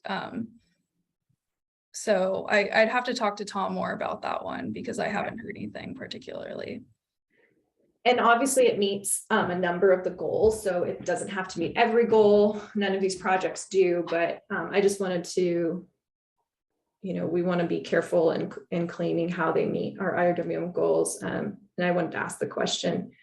Can you repeat what that goal is? It's goal number 5. Okay. It was submitted on part of the application. It's provide water-related recreational public access and educational opportunities. Yeah, I mean, I know that Tom works with a number, now that I'm thinking about this, a number of grad students and students at UCSB that would be tied in and helping along with this project. So that could have direct educational benefits there, undergrad and graduate students. And it seemed to me like if this is a decision support tool and could be, it seems like this could be used then also as a model for further for other studies in different watersheds or parts of the watershed, if I'm hearing this right. And it sounds like other GSAs or basins might be interested in using this as kind of a model of how to do a study on that. So I would think that after all this work, there may be, you know, obviously some papers published or put out and some presentations that could benefit other GSAs in both Ventura County and in the state from looking at groundwater dependent ecosystems and the impacts. So just, it seems like a great tool and a project. Yeah, I think that's a really good point. And obviously we would want to share this after the fact with as many folks as possible. And so, yeah, I think that definitely makes sense for this project. Okay. Are there any other questions?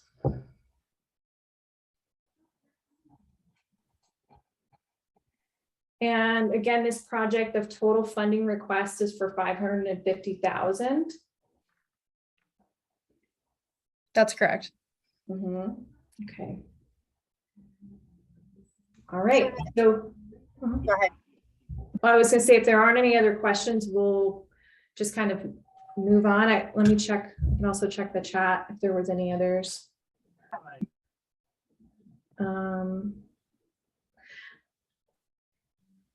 But so if there aren't any other questions, we'll move on to the next project.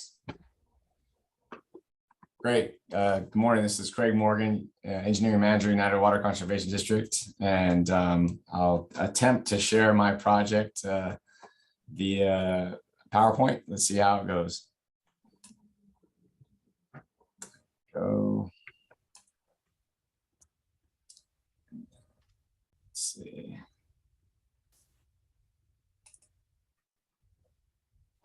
Okay, and get to PowerPoint mode. Okay, everybody can see the screen? Yes. Great. I won't yell. I don't need to yell. Good morning, everyone. Here to talk about the Farrow Roads Recharge Project as a component of the Freeman diversion, where United Water takes water off of the Santa Clara River and just distributes it through their conveyance system and to the spreading basins down below. We'll see in the next couple of slides how we achieve that to our ultimate goal of getting it to the Farrow Basin. Just a brief overview, what we're trying to accomplish with the project. It's a couple phases, but this phase in general is just to kind of streamline our current water right and get water through our system more efficiently and actually take in a little more turbid water. So currently, as the years have passed by, we've been trying to increase our water diversions with the more turbid water, as it's been expressed that maybe United rely on the sending hydrograph, taking water off the top, and then leaving as the water or the declining hydrograph descending limb, leave that more to the river. So we're trying to do our best efforts to increase that our diversions in the more turbid water, and then essentially leave that falling limb of the hydrograph and make that more available for downstream usage. So another component would be to as the climate change effects come, our dry cycles will be longer and our wet cycles will maybe more intensive.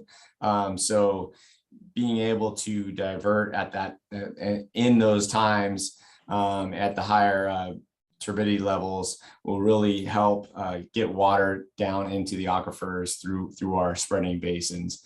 And then ultimately the Freeman's goal is to combat seawater intrusion in the Oxnard Plain, taking some of the relief of the pumpers and by delivering surface water and eliminating the aquifer depletion of usage. So here's the project. Just for perspective, up here in the corner is the Freeman diversion. We have our Freeman conveyance canal here, 118 bridge, or LA Avenue bridge, whatever you want to call it. We have Vineyard Avenue here, Rose Avenue here, and then also you can see the Freeman diversion desilting basin located here, and then the Satakoy recharge facility, our Rose Basin, Noble Basins, and then the proposed Farrow Basin. So there currently are a couple bottlenecks that we're trying to eliminate in order to get our existing water right 375 CFS through our system. We have the three barrel culvert that needs to be upgraded. It's been modeled as a choke point, and we also have the inverted siphon. But ultimately, getting that getting those to 375 and then delivering water to our Faro Basin. We've had this for a number of years, and we have no connection between our Noble Basin and the Faro Basin. So ultimately we'll be installing or jacking and boring three or so pipes but below Vineyard Avenue, connecting to the Faro Basin. And the Faro Basin is a large recharge facility that we intend on potentially sending the more turbid water down there. If our desilting basin becomes overwhelmed, we can also have another avenue of sending and potentially partitioning the Faro Basin and using one of the cells as a pseudo desilting basin and then decanting the water and sending it and using it for recharge. So that's the project in a nutshell. Is this the focus for this round of grants is to design and implement a project that will shuttle water from our Noble Basins here to our Faro Basin.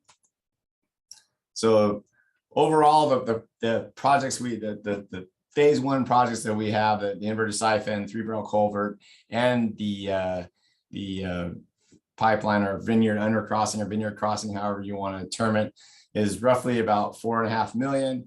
Initially, we tagged it as 4 million, but with all the increases we've seen in the construction industry, that price has creeped up a little bit, or the estimate has creeped up a little bit. The funding sources currently we are waiting, or we've kind of gotten word that we will be awarded. We haven't signed a contract yet or an agreement, but we have been awarded a SGM grant for $2.5 million. And so we are asking for the IRWM funding, $1 million. And also with that, we'd have a local match of $1 million in order to make up for the, obviously meet the grant requirements, and then make up a shortfall in the total project costs here. And then going to the project schedule, obviously, I guess this is dated. This was pulled when I put the slides together. I used the IRWM's round 2, anticipated awarding, but I guess by seeing earlier discussions, it looks like early February or early 2023 is when the project's going to go. So basically, then this project completion date needs to meet that 4-year kind of the 4-year window, and that this can definitely be accomplished in that time. So I know it went pretty fast, but that was all I had. If there are any questions, I will entertain those now.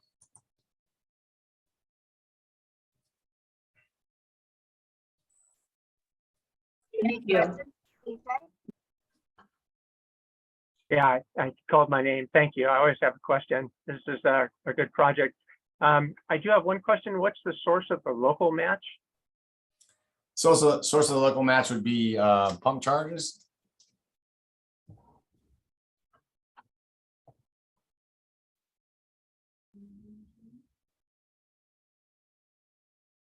Thank you.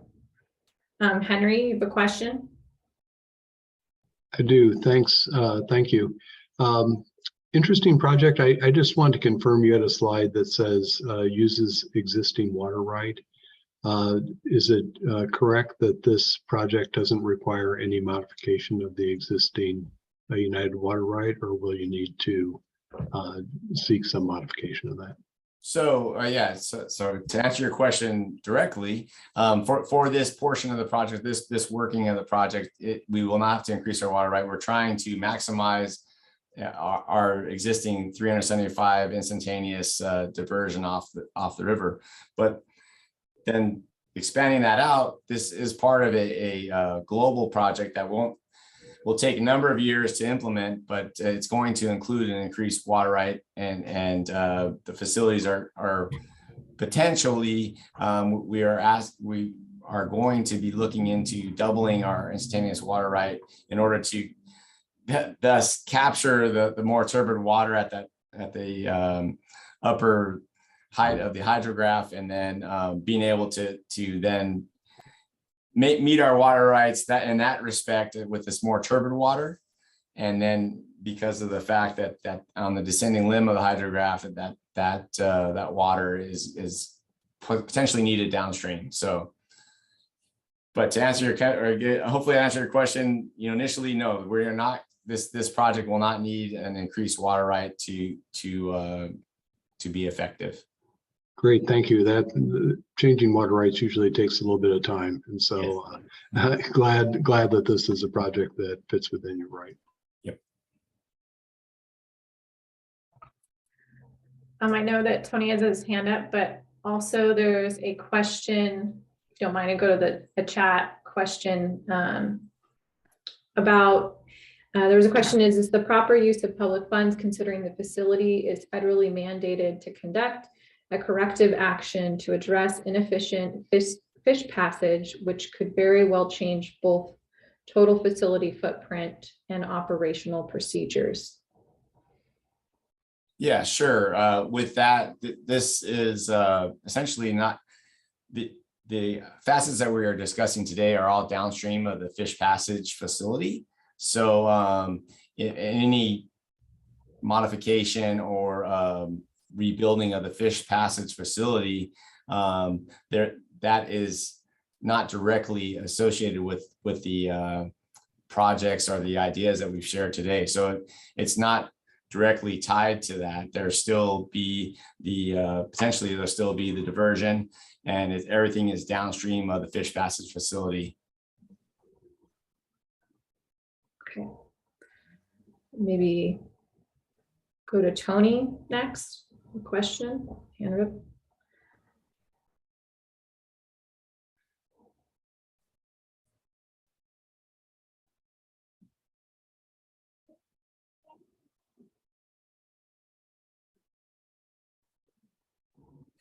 He's muted. I think, Tony, you're muted. I can't hear you. Or it's the first time. I was saying I have to heckle Craig. Craig, you might want to clarify a little bit more in response to that question that I believe that this project will facilitate use of extremely turbid water at times when it's less likely that fish are migrating. Is that correct? Correct. The question that I was going to ask, I was reviewing all of these the projects earlier before this meeting, and I'm wondering if, and I note that the Callegas Ventura interconnection does go through similar alignment. Is it a possibility that the undercrossing of Vineyard Avenue could be done in sort of a coordinated or cooperative means between these two projects that we're considering in the suite? Yeah, good point, Tony. That has actually, we have been working collaboratively with Callegas Ventura and their designers to actually show them what our intentions are at that crossing, and so there have been some ideas shared, and that would make the most sense to do both of the for a number of reasons, easements and permitting at the same time. Just need to get the timelines matched up, which in a couple presentations they'll show their project, and hopefully we can go at the same time. Okay, maybe more talk about that afterwards. Thank you. Great.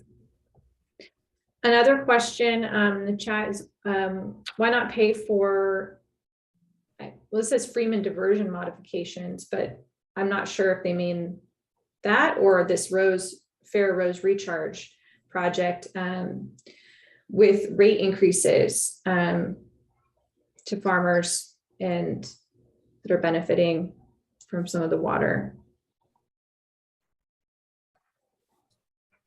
Sure. with that, or that question, why not pay Freeman diversion modifications and repairs with rate increases farmers whose receipt unsustainably cheap water subsidies, pesticide use for poison, school children, families, and ag workers? Has this project impact on sediment transport been adequately assessed through environmental impact review process to permitting funding? So that this project will impact that, and, you know, as far as you know, as I mentioned, there's a local share, so there will be the need for funding from the farmers and pumpers. So with that, you know, there will be an impact potentially. And then also with the, as a matter of the, you know, the environmental impact review, there will be, that is a component of this project. So that will be assessed, yes.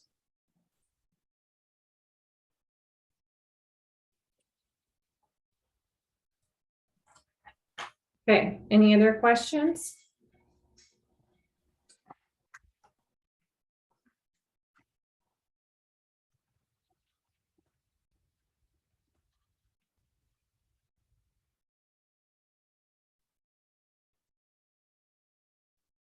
Great. I think someone has suggested, I'm going to look at the time and agenda. I know that this is taking longer. We started off the presentations a little later. Of course, we want to make sure we give everybody enough time. We're only scheduled to go to 11:30. And I know that the Callegas, the next two projects, it's really more of a single presentation with some additional information on the City of Ventura project, since they've coordinated very closely on those project descriptions.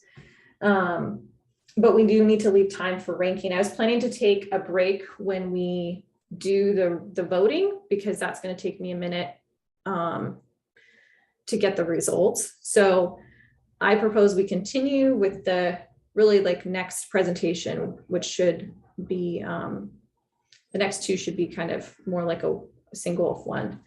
And then we'll talk and vote, and there'll be a break about then. Is that okay? All right. So we've been asking too many questions. There's never too many questions. Just not enough time.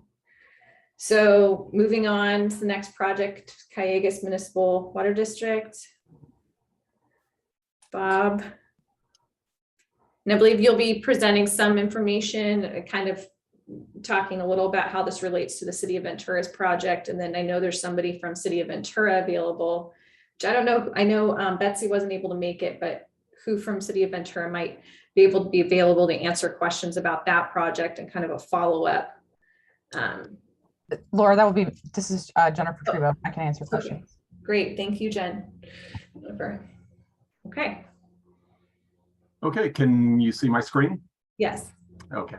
Hi, my name is Bob Bamer. I'm the Senior Project Manager for Callegas Municipal Water District, and I am managing the design of the Callegas Ventura interconnection of Callegas's portion of the interconnection pipeline.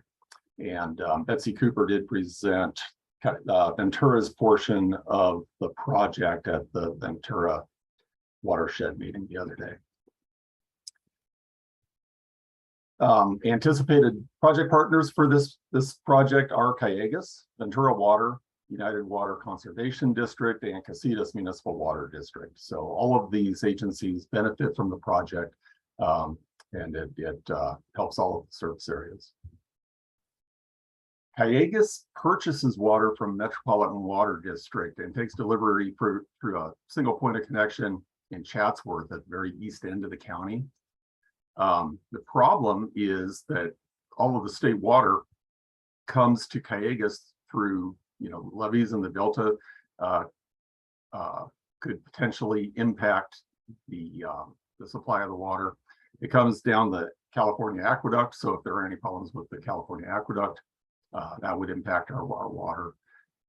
Met's infrastructure itself east of Calleguas could be a problem. And then, of course, Calleguas's infrastructure within our service area is vulnerable to failures at times. And earthquakes, corrosion, and aging facilities could also present problems. Calleguas has limited local sources available in an outage. We have our Lake Bard in Thousand Oaks and the treatment plant there. We have Las Posas Aquifer Storage and Recovery Wellfield, kind of west of Moore Park.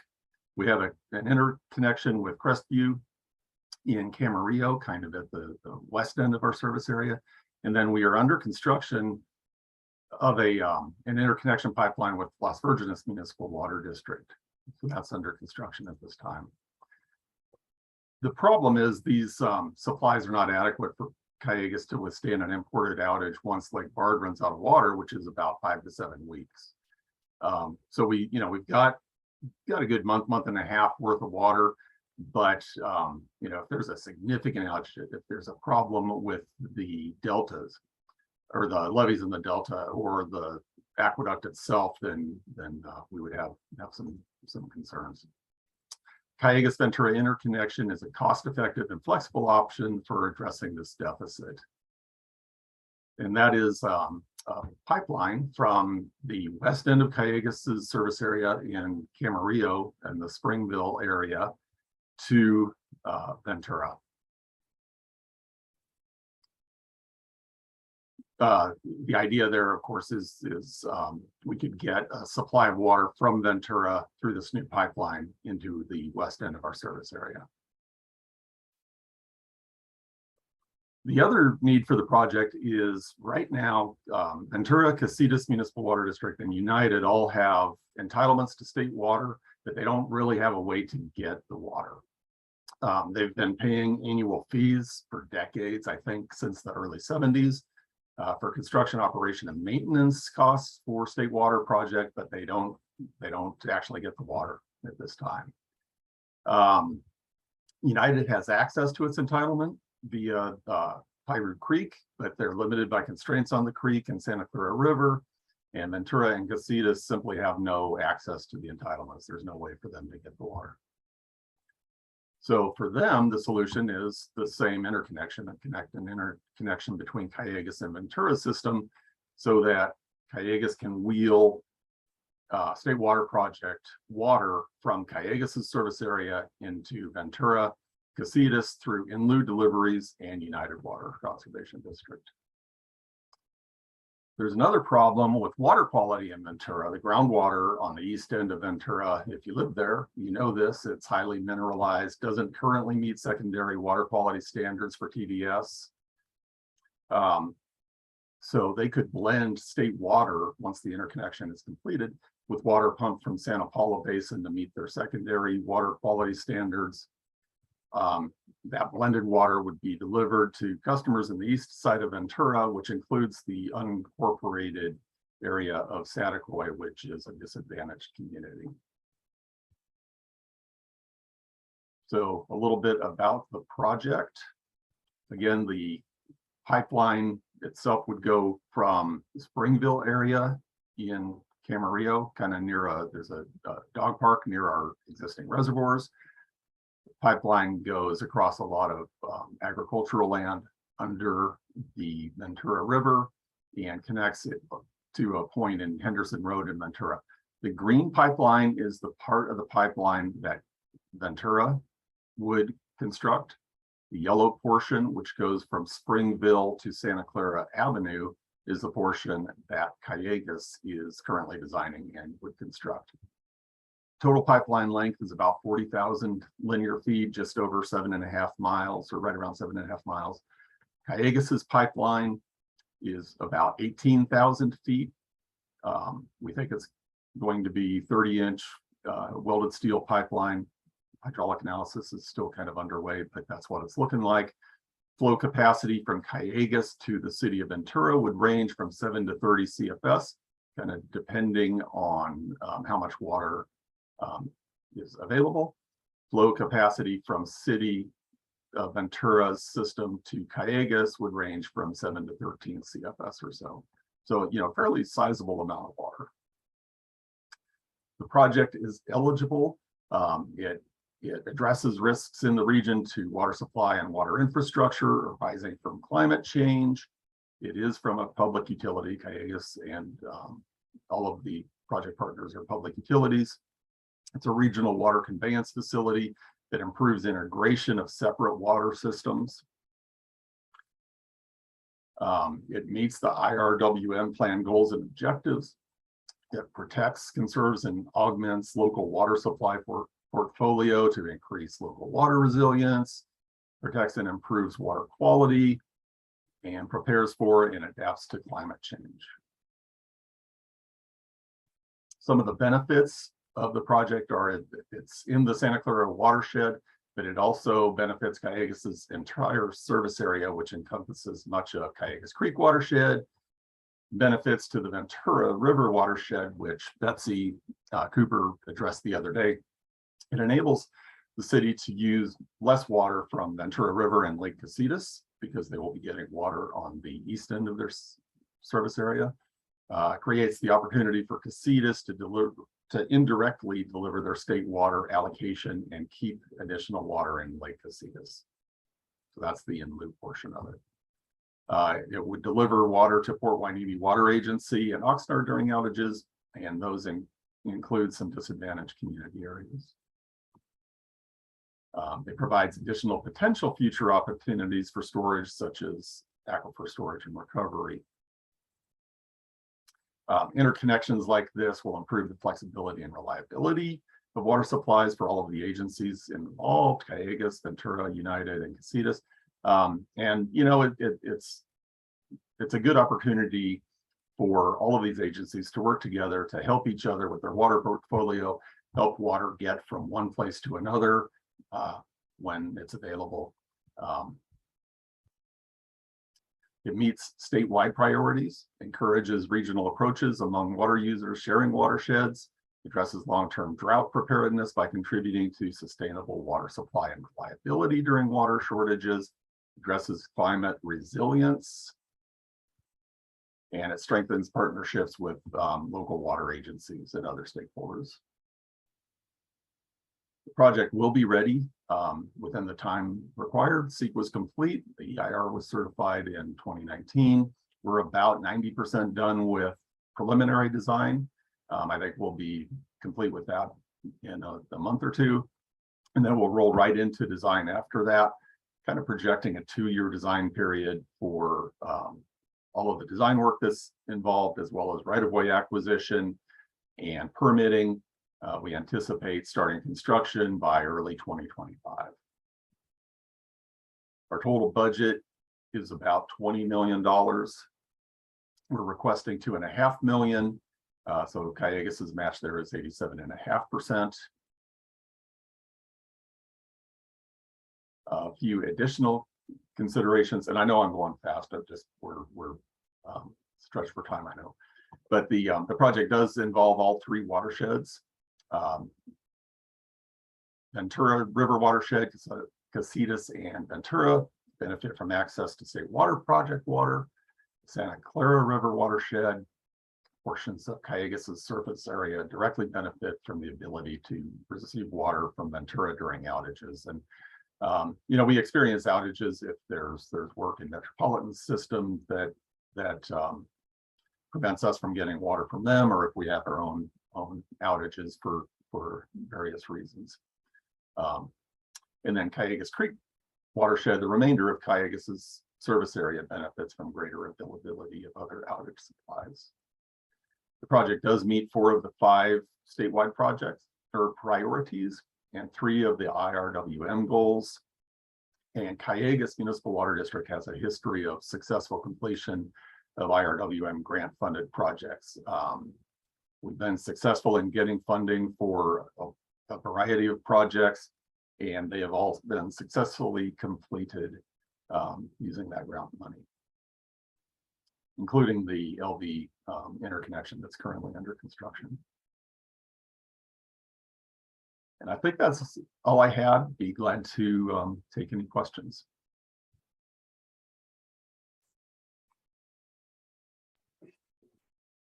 Oh, and I see Betsy's on now.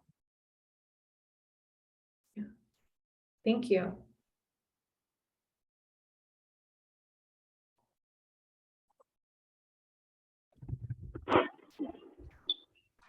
Any questions in regards to this? I don't see any hands. Please note the chat. Laura, can you read the chat, please? Sure. How will the water pipeline project address the liability issues that may arise when or if water from one jurisdiction causes any health problems, like a virus or pathogen? I don't know how to answer that. I guess I assume the water's treated still before being put into the direct, I don't know where the treatment this, step is in this, so maybe somebody can address that. Yeah, it's all potable water. It's, the water that Cayugas delivers is highly treated potable water that meets all of the requirements. It's treated by Metropolitan Water District. At times, if we're delivering water from our own local storage, it's treated at Cayugas's treatment facility. All of the water from Ventura is treated water. So it's all highly treated potable water. May I clarify? Sure. So I think most are aware of the city of Ventura's imminent plans to do direct potable reuse. And that kind of sourcing of water is likely to intensify in a drought scenario, as will the possible sharing of water through these pipelines that you're talking about. So, this is very much like some stranger hands you a glass of water. How do you know that that's clean enough? If there are issues with contamination, then I'm just wondering, how will the agencies do their quality control to confirm that what they're receiving from the other jurisdictions is truly clean enough? Just saying that it's going to be treated really boils down to a lot of different parameters. And I think the water districts are used to having some very clear and strict accountability that actually put a lot of small water providers out of business over the last 30 years. But now what we're talking about is sharing water between these agencies and not necessarily having that same level of certainty about how clean the water is and a direct line of responsibility to who's responsible. Does that make sense?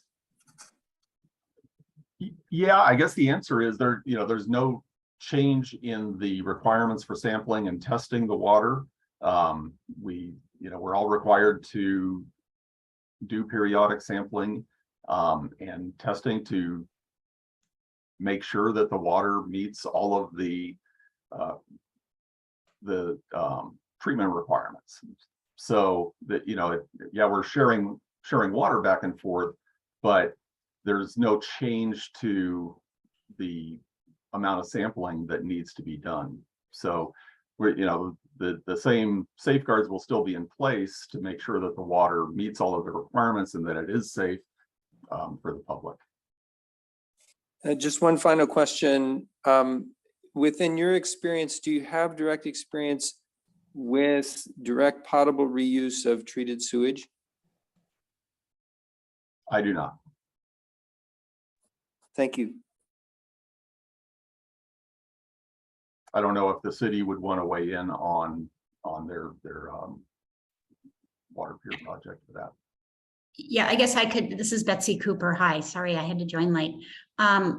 I guess Bob gave a good answer. Everything is very highly regulated by the Division of Drinking Water, including our potable reuse.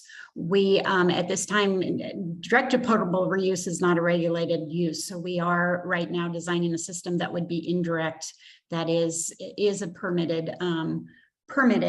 And there's lots of examples of how that is done safely. And so we're proceeding with that. But like Bob said, everything, all the sampling, everything, to provide potable water, it's very highly regulated, and all the testing and sampling that the agencies have to do to make sure it's safe to provide to our customers. And those regulations are still in place.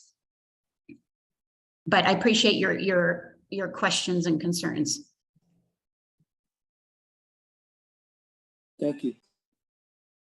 Thank you.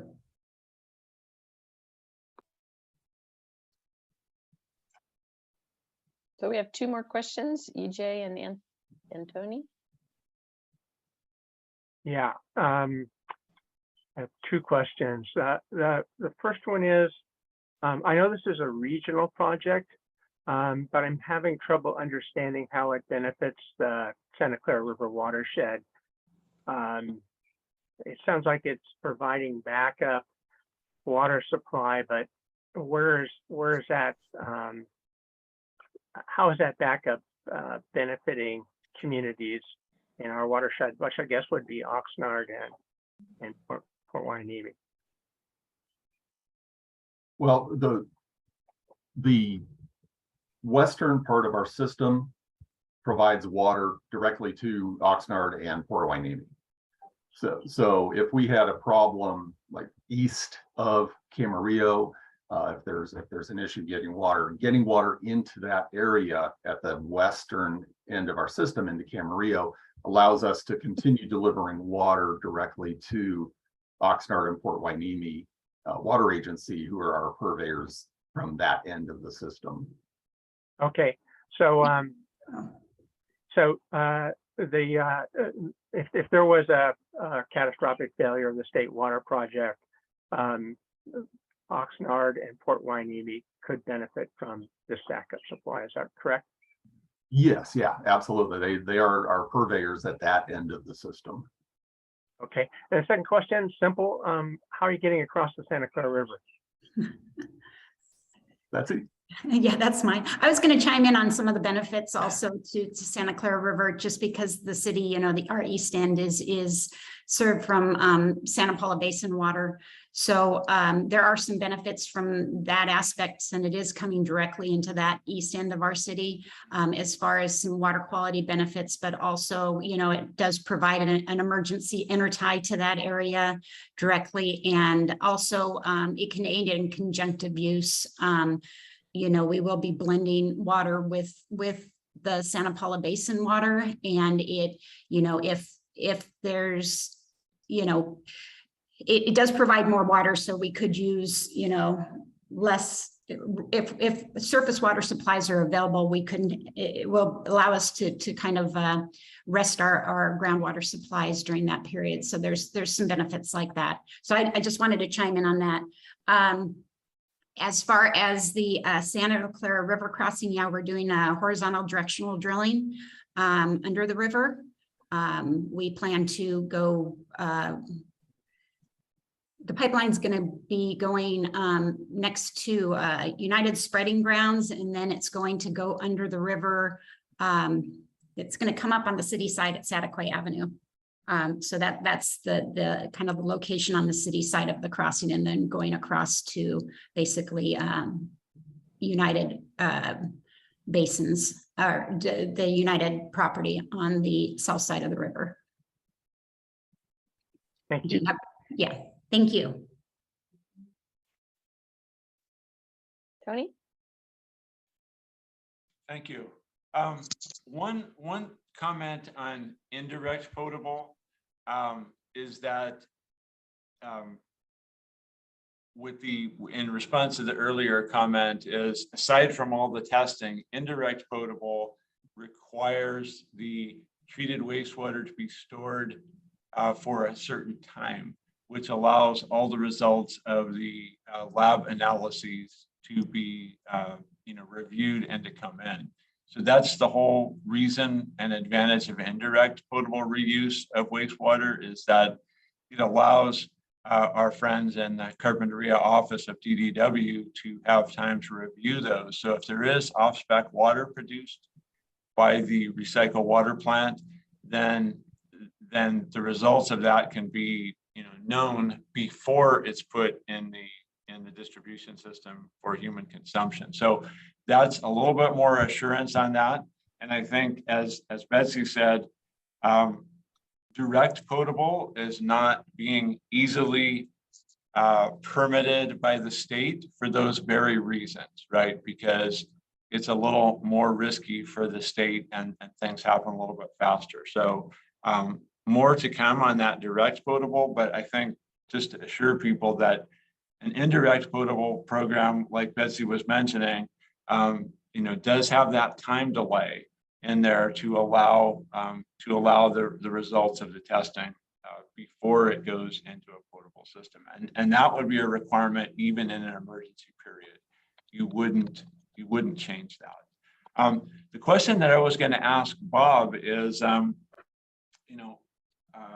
I've tried a lot of times to gain rights of ways and easements and long lengths of pipelines, and that probably goes to Betsy also. And I would say probably the most difficult thing on the timing of this project is going to be able to get all those easements. And I was just going to ask, how is that going? And do you anticipate that that's going to be a problem on the timing for this phase and the grant funding? Yeah, Tony, it's always a challenge for sure. I know that the city is further along on right-of-way acquisition than Cayugas is. I think they are anyway. And we have not begun that part of the endeavor yet. Once we start on final design, which is going to, we anticipate beginning in a couple of months, we'll have much clearer idea of the easements that we actually need, and then we'll have a consultant work with. Primarily, it's going to be farmers. We're going across ag land for the most part. So they'll work with them to, try to work out the easements. We're going along existing farm roads and channels and so on. So we've had good luck in the past doing this. But we've got a 2-year design window that we're kind of looking at. And I think that will be enough time for us to negotiate with the property owners and hopefully acquire the easements that we need. Yeah, and I can tell you the city's part of that. And first of all, Tony, thank you so much for explaining the indirect a little bit in more detail. I appreciate that. Yeah, the city has been in direct communication with the property owners. We have done right of entries to do geotechnical testing, survey, etc. They've all been very cooperative. We are proceeding right now. We have, with our right-of-way consultant has been reaching out to all the property owners for now easement acquisition. We haven't seen any opposition. You never know until you have the signed easements, but so far so good. Yeah, but you are right. That's a big part of this project, but we've had really good luck so far with, and it's interesting, our side, it looks like a long stretch, but it's really only 4 property owners other than United that we're looking at property from. And then there is some temporary construction easements, but anyway, yes. So that is moving forward and we haven't seen any negative signs yet. That's good news. CEQA and easements and right of way are tough hurdles to get over. So good news that that's moving along. I have a question. Thank you for presentations, and this does relate to DPR, the direct potable reuse questions. So my understanding is that, and well, I guess I've heard this before, is that an emergency backup water supply that, such as what this interconnection will be able to supply or provide, could be or is likely to be a prerequisite for direct potable reuse. Does that, has that factored into the pursuit of this project in any way? I know that it was said that right now there's no possibility, there's regulations aren't available or haven't been set for pursuing direct potable reuse, but if that changes, is that something that City of Ventura plans to pursue? Possibly, because it is less expensive. But the state won't approve it unless they're taking a very, very conservative approach to direct potable reuse. So they will guaranteed. I've heard a lot of presentations from the state on it, or some, and they're going to have a conservative approach to it and won't be permitting it unless they really feel that it's a safe source of supply. Great. Thank you. Are there any other questions? Not seeing any. I think we've addressed ones in the chat.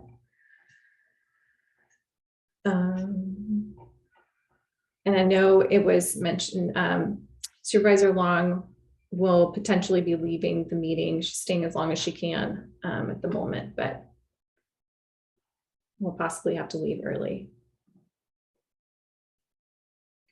So at this point then, and I think then we've covered the Ventura River, or the City of Ventura, Callejas Ventura Intertie project adequately. Has that been, people feel that they've received enough information on that project as well? I included in a link in the chat to project summaries for all of these.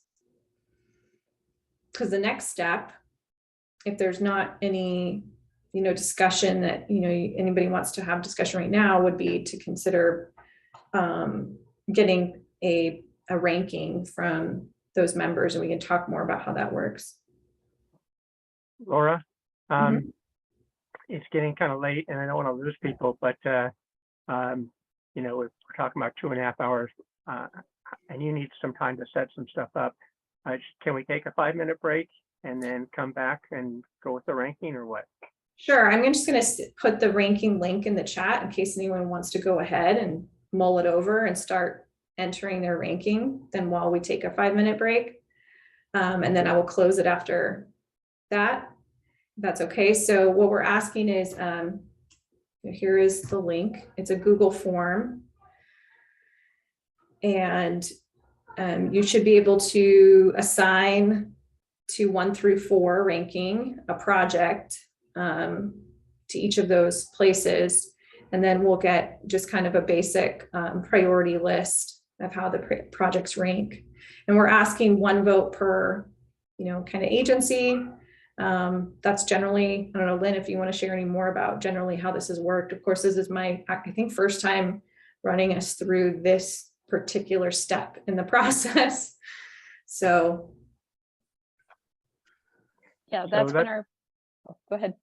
Okay. I was going to say, after Lynn's done, let's come back at 11:30. Okay, thank you. Yeah, I was just going to say, past practice has always been to have 1 vote per entity. So if you could communicate amongst yourselves, I guess, who's going to be that vote?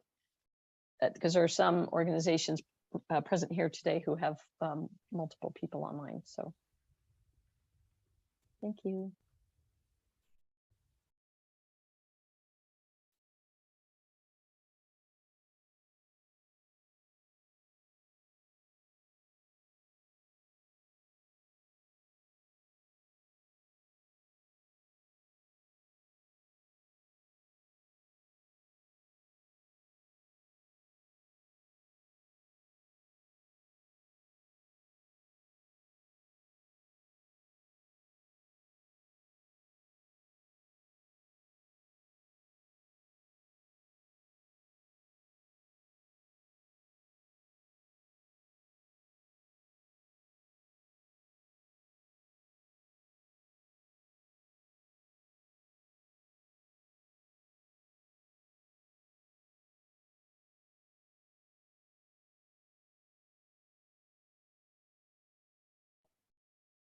And for those that are still here, if anyone has any trouble entering a response, please let me know. I'll be trying to listen in or send me a message.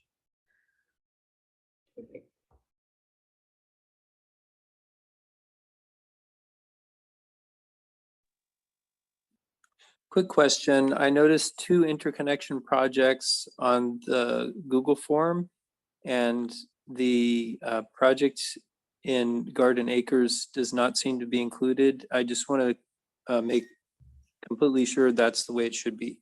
Correct.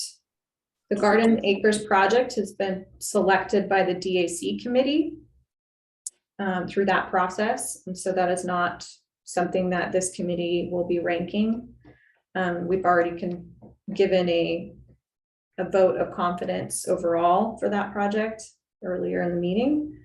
And the 4 projects that you have the opportunity to rank, and the interconnection projects are 2 separate projects that are part of obviously a larger project, but could move forward separately.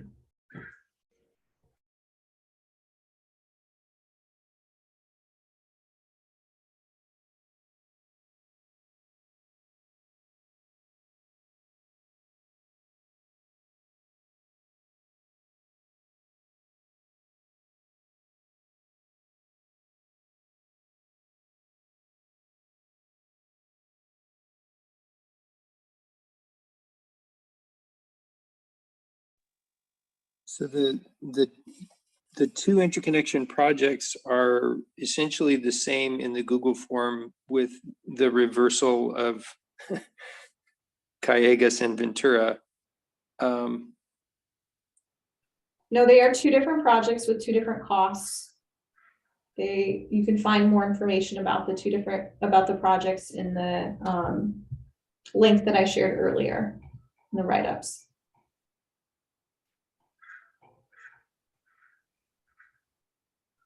Thank you for that. I'm looking at those.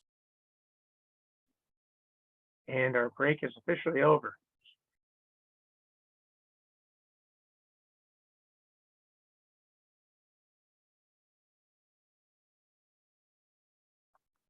I'm just going to comment that while Laura is on leave, you won't be meeting quite as often. So today's extra time will be making up for fewer meetings going forward for a little bit.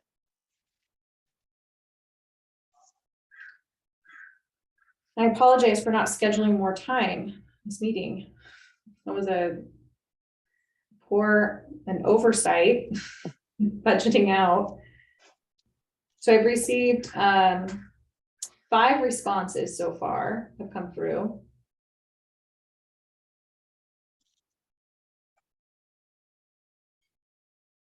We probably got some folks just getting back from the break.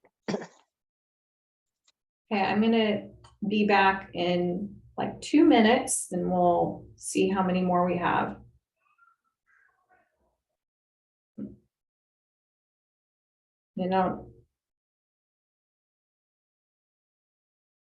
Yes, I have a Callegas vote.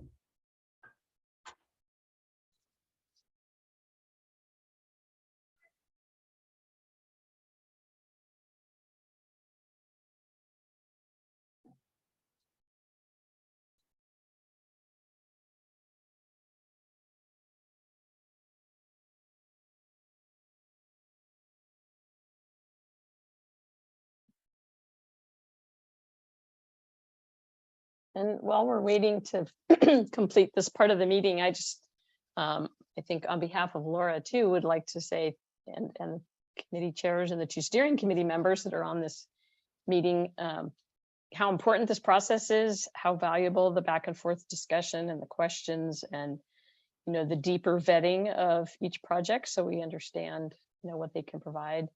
I know it takes time and effort for the project proponents to be prepared for this. And it's not an easy process, but I really appreciated all the questions I heard today, and I think this is really an important part of what we do when it comes time to try to secure grant funding for our efforts. So thank you, everybody.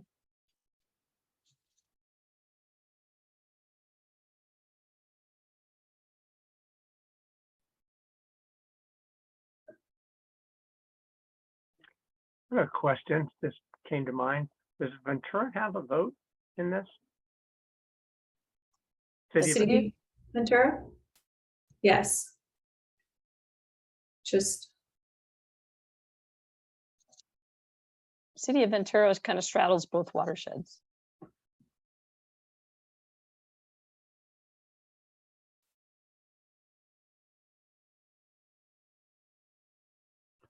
okay, so I'm still only seeing 6 responses. Can you read them off to make sure that, There's 7 now. So we have Cayugas, Caltrout, TNC, Ventura, a unaffiliated citizen, Farm Bureau United. Still, we have somebody from another like Consoling Stillwater, which I think also might be voting on behalf of UCSB.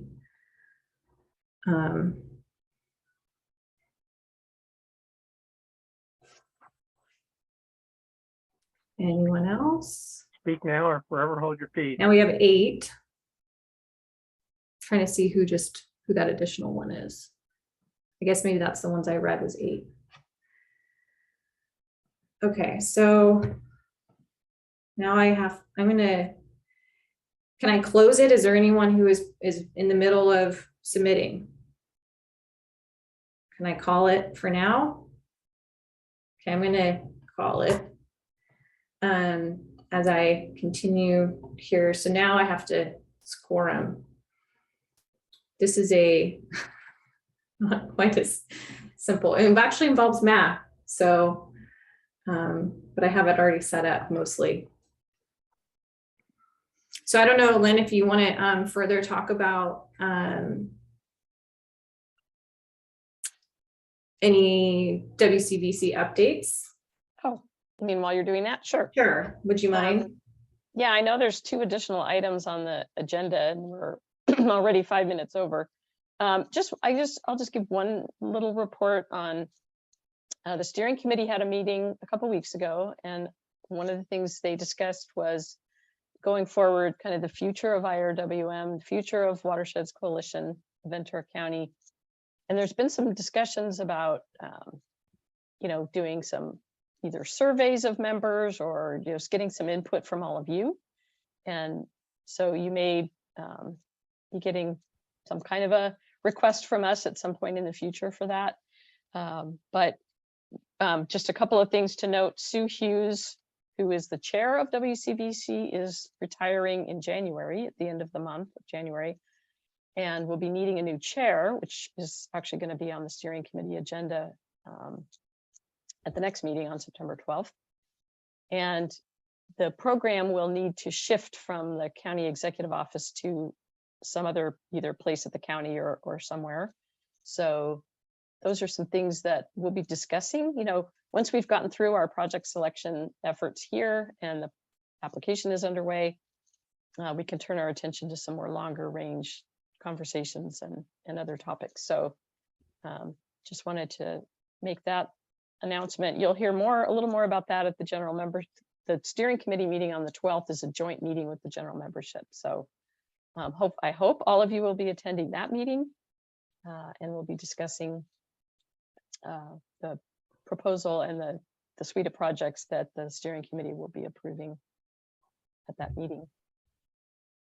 So we're at a bit of a crossroads with Watersheds Coalition once we've concluded the final round of IRWM funding in Prop 1, and with the retirement of Sue Hughes. That was all I was going to report at later on the agenda. Okay. So let me share this. Thank you, Lynn. Just enough time.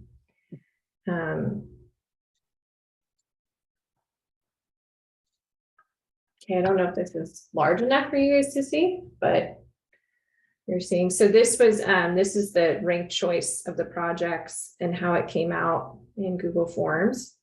It's interesting, I think, just to note going through this. For example, shallow groundwater project UCSB's it was 4 people's first choice and another 4 people's last choice. So, or vote. So this is why we're kind of doing this ranked choice, and why we don't just like say, oh, first choice obviously is the shallow groundwater basin project. So I assign scores, and it's the, let's see, it's the lowest score is the highest. No. Oh gosh, now I'm forgetting how to do this, and just rank choice. So anybody who, the first ranking choice being UCSB received 4, that's a multiplier. They receive 4 points then for that. And it's the project with the highest number then, or the lowest number, sorry.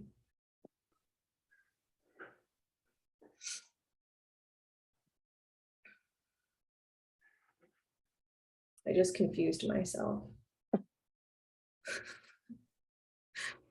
Laura, is this one of these where number 1 is number 4? I'm sorry, what? Is this one of these where to get a 4 is to be like the number 1 choice? Yes. Okay. So the higher the number, the higher the priority. Is that right? No, usually it's the lower the number then in this situation. It's not intuitive, it's the reverse. So if it's lower number, Because you would want everyone, say there were 12 people voting, or all 8 people, to say that, let's say UCSB was the top project. So this would receive 8 first place votes, and that would result in a 8 points. And then they would receive 0 across the board for the rest, because everybody voted it. Is there 8? So then they would end up with 8 points. The lowest votes win usually. Okay, thank you. That's helpful clarification. So you see the kite, I know this is why it's confusing, because there's projects and we're doing it this way. I know that it's been done probably different ways, and there's no perfect voting. I want to put this out there, just so you know, we don't have to stick with this. This is the ranked voting, what the group said, and just reflecting back. And then, you know, there's an opportunity to adjust. But in general, this is a way of looking at ranked choice voting among a group of people. And so Calleguas, if you notice, comes out with the lowest score, the Calleguas interconnection. And it's a project that kind of was, you know, scored across the board in the first, second, third choice in this watershed. But close behind that is, you know, Farrow Basin and then UCSB. So there's not really a super clear project that came out ahead. The numbers are all pretty close. We also only have 8 people voting, 8 votes. So that's where this becomes a consensus kind of building exercise. That's the best I can say.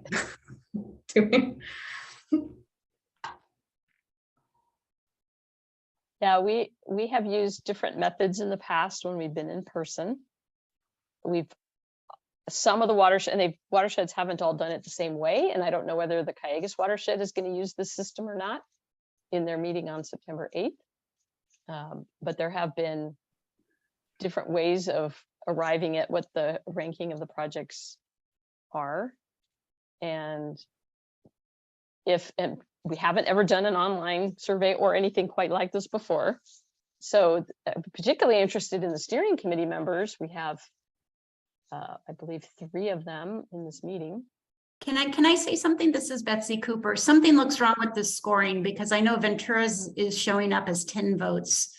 And the first one's showing 8. The second 2 are showing up as only 7 votes. 3, 4, 5, 6, 7, 5. So Ventura for the first rank received 0 votes. Right. For second rank, they received 4 votes. And that becomes 8 points per score. And for third choice, they received 3. Right. For fourth choice, they received 3. So that adds up to 10 votes, but you said there was only 8 votes.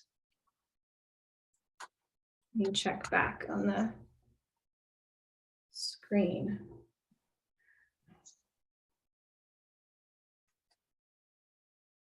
So you were right. And I don't know how Google couldn't have steered me wrong, could they? They create this, so you know, this bar graph is directly from the poll. It's not Okay. something I made. Yeah, and then it looks like 2 and 3 only have 7 votes counted out of the 8, unless somebody just didn't vote. So anyway, I just wanted to point that out. So thank you. Yeah, that's really important.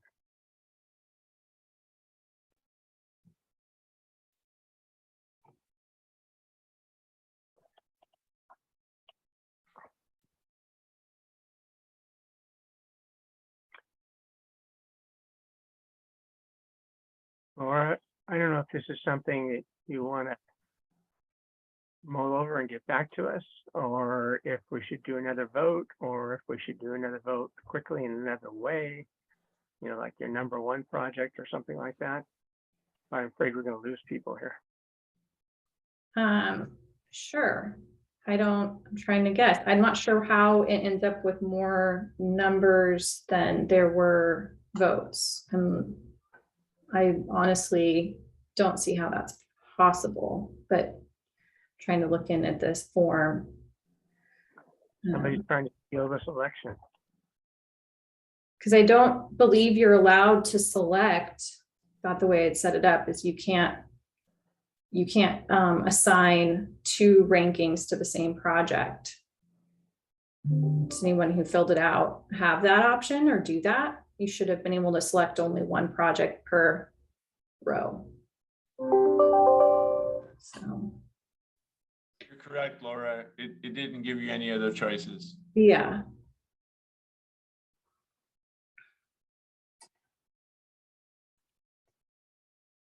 Four responses, 2.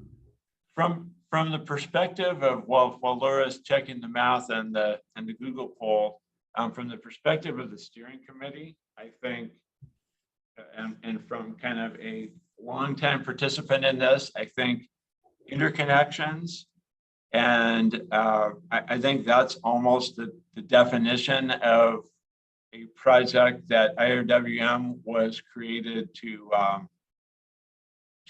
handle. So, you know, I think sort of readiness and ability to get the stuff done during the period, that's probably the biggest concern, just knowing how tough some of those are. But as Christine said, you know, we may have a year plus until we even have a grant agreement. I think the project that Craig mentioned, and expanding capacity to grab water for wet years, that also meets those requirements. And so I think all of these that we end up with as finalists are things that, you know, meet our requirements, and it's more a discussion of readiness and, you know, how they fit in a package.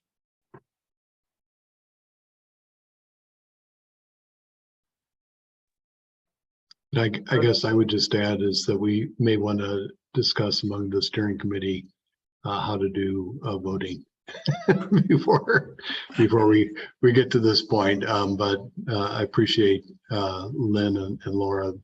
You know, these usually work out like really simply or less simply, and we just got to the less simple approach here. Yeah, another thing is we come up with ranking, whatever it is the idea 1 through 4, and you just go down the list until you run out of money. And, you know, I'm thinking that, you know, each basin has approximately 2.85 million. You know, if we're to split it evenly, and I know that's not a requirement, but, you know, how do you figure out the money part of it? Overall, we're 10 million over negotiated amount is when you look at all 3 basins. So that's another tough question. Yeah, I think, EJ, in the past, we have typically first looked at watershed priorities as a guide. And then if the discussion goes broader, there may be other considerations. But there's usually some reluctance to, on the part of the watershed representatives to not go with the priority from their watershed.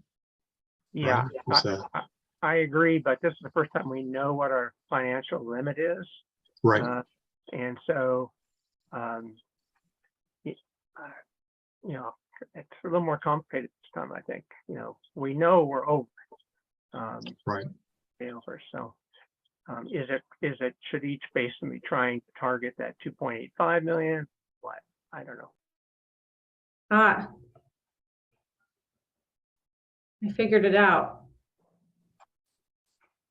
So we did have one person, I don't know how that it was even possible. I didn't think it was a possibility. Vote one project for 3 different rankings, the same project, rather than spread out the ranking.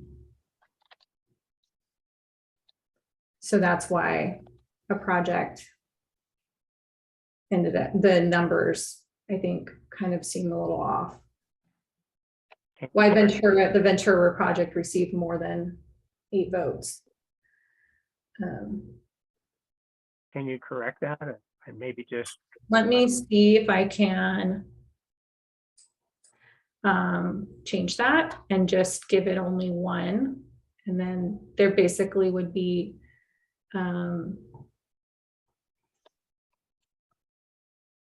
well, here, I'll just do this. So what would happen if I was to say, okay, I guess they're forfeiting their other votes and they can only assign that would make this decrease this number by 2.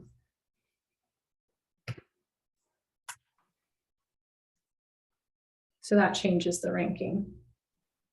So, oh, sorry, I forgot I'm not sharing my screen anymore. there's a chat suggesting we offer that person a chance to revote.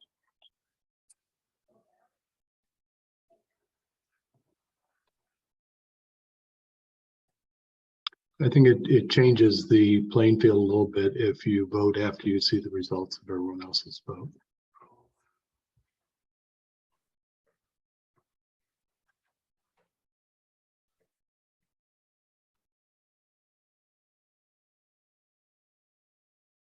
So what it does is just, you know, so reducing, they voted, gave Ventura, Cayugas interconnection.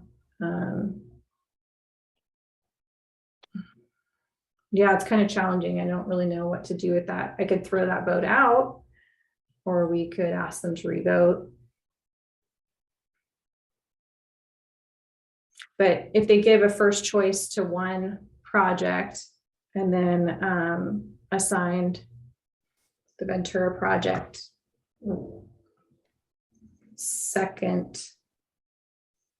as a second choice, a third choice, and a 4th choice.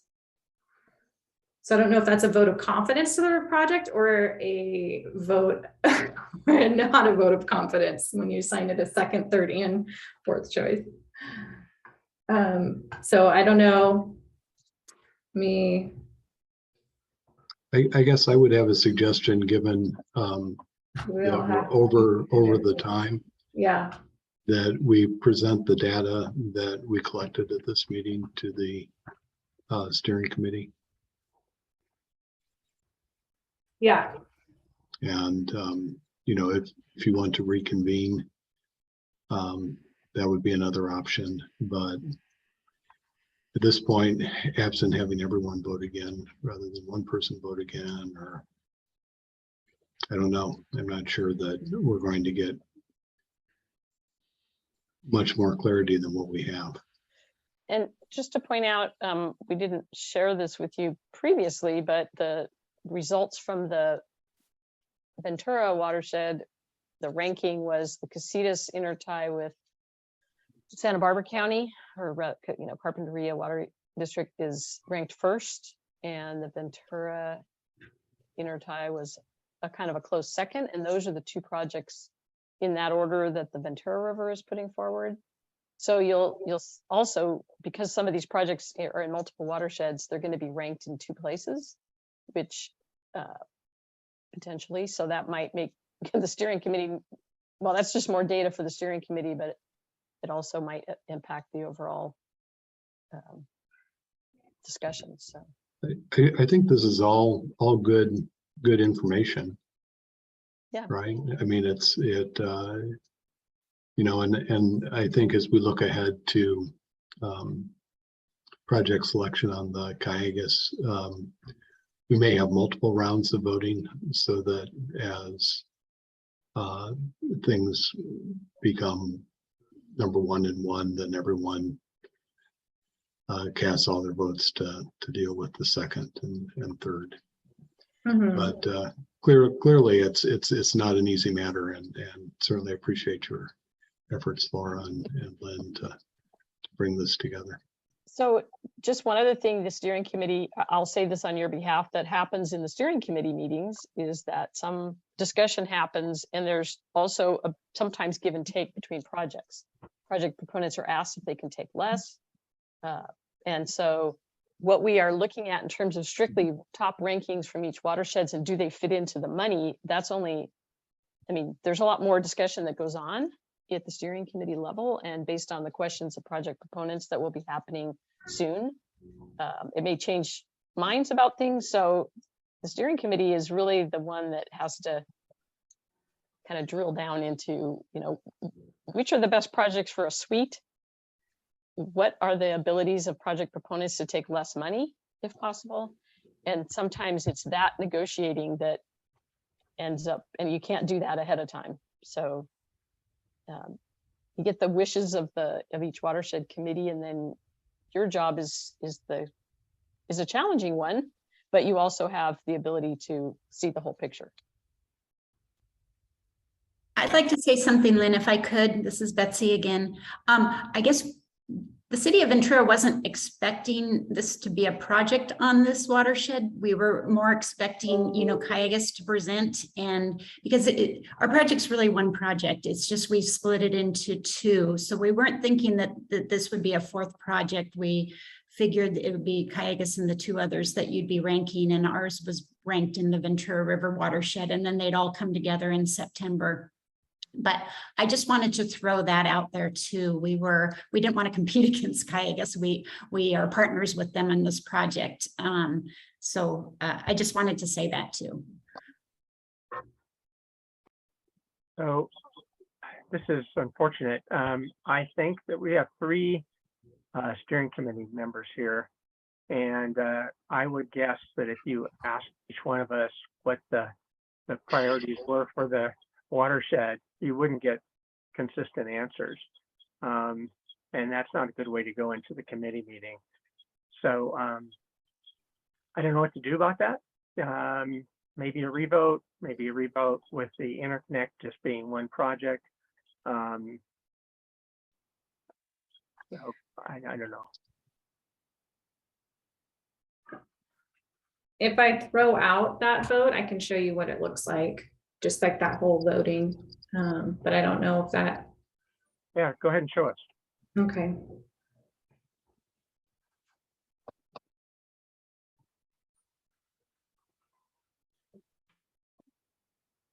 So this is what that would look like.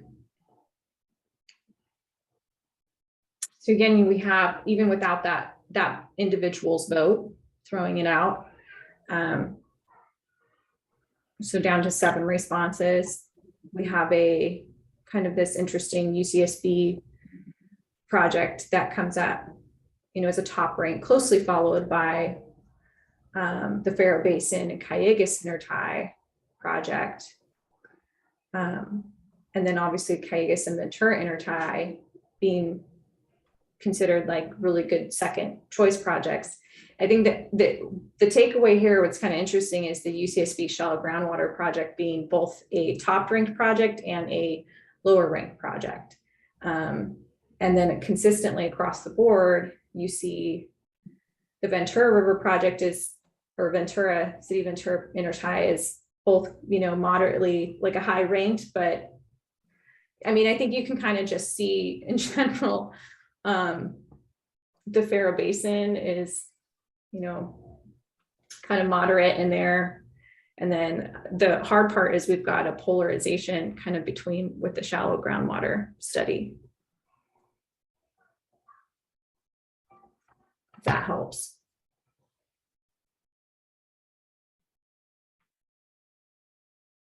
Well, it's almost noon. So And I'm trying to, yeah, I'm mulling over. I'm not sure where to go from here exactly. We can send something by email and ask those to weigh in on projects. Usually this is done in person, and there's also kind of ballots and discussion and kind of coming to a consensus, if I get that right. But we've gone over time, so that's the bigger issue. Do we want to reschedule another meeting? I think it might be helpful, Laura, to reschedule a quick meeting. And I agree with Betsy's comment that an interconnection that just terminates somewhere, you know, it's really not two projects. So I think in order to gauge the support of the watershed for the project, interconnecting Callegas and City of Ventura and the other opportunities, that might be better to be characterized as one project. Yeah. For a vote, for gauging support for it. Mm-hmm. Okay. Yeah, this has been complicated with some of the both the, you know, kind of a regional projects. This hasn't been as straightforward, it seems like, in the past round one. But we could meet potentially, I don't know if next week is available or the following week. Those would be our options. Laura, would it be possible to leave this vote open with the changes that Tony suggested? And you know, email the Google page and we have a revote. Yeah, I can, what I can do is I can add as to not delete this current question. I would prefer not to do that unless I have a chance to kind of save the responses, but is I can easily add questions and people can go in and revote. I opened it, I selected, so now it's available for anyone to change their vote. But I can add additional questions. Could we exclude make the intertie one project and vote? Sure. Okay, and then maybe we could have that information for the meeting that Tony suggested. Mm-hmm. We had talked about Lynn and I also asking a question, is there any project that you don't support? Which I thought kind of ranking a fourth choice could get to that, but we could specifically ask that if that's like a holdup and how people feel that their opinions, you know, maybe aren't represented in this way of selecting projects. That's another option. Would be outside the ranking. If it's outside the ranking and doesn't complicate what we just talked about. Yeah, it'd be a separate question. Doesn't hurt to throw that in, but I think we need to wrap up. If that works for, you know, maybe there's others who want to comment on that idea, but the idea would be to open up a revote, intertie as one project. There might be one or two more questions that won't involve the ranking directly, and you'll have a certain amount of time to vote, maybe a couple of days. How does that sound? Okay, and then we're going to come back for a meeting of those that can get together, especially steering committee members, to kind of discuss what they think results are saying. Does September 1st work for anyone?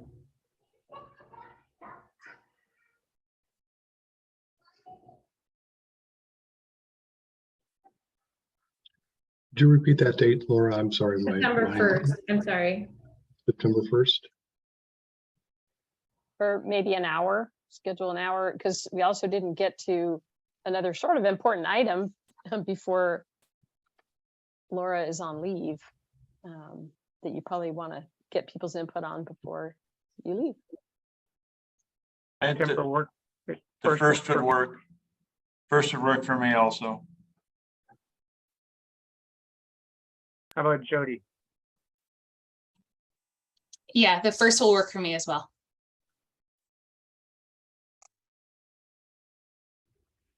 Okay, You send so out an you invite? prefer morning again at 9?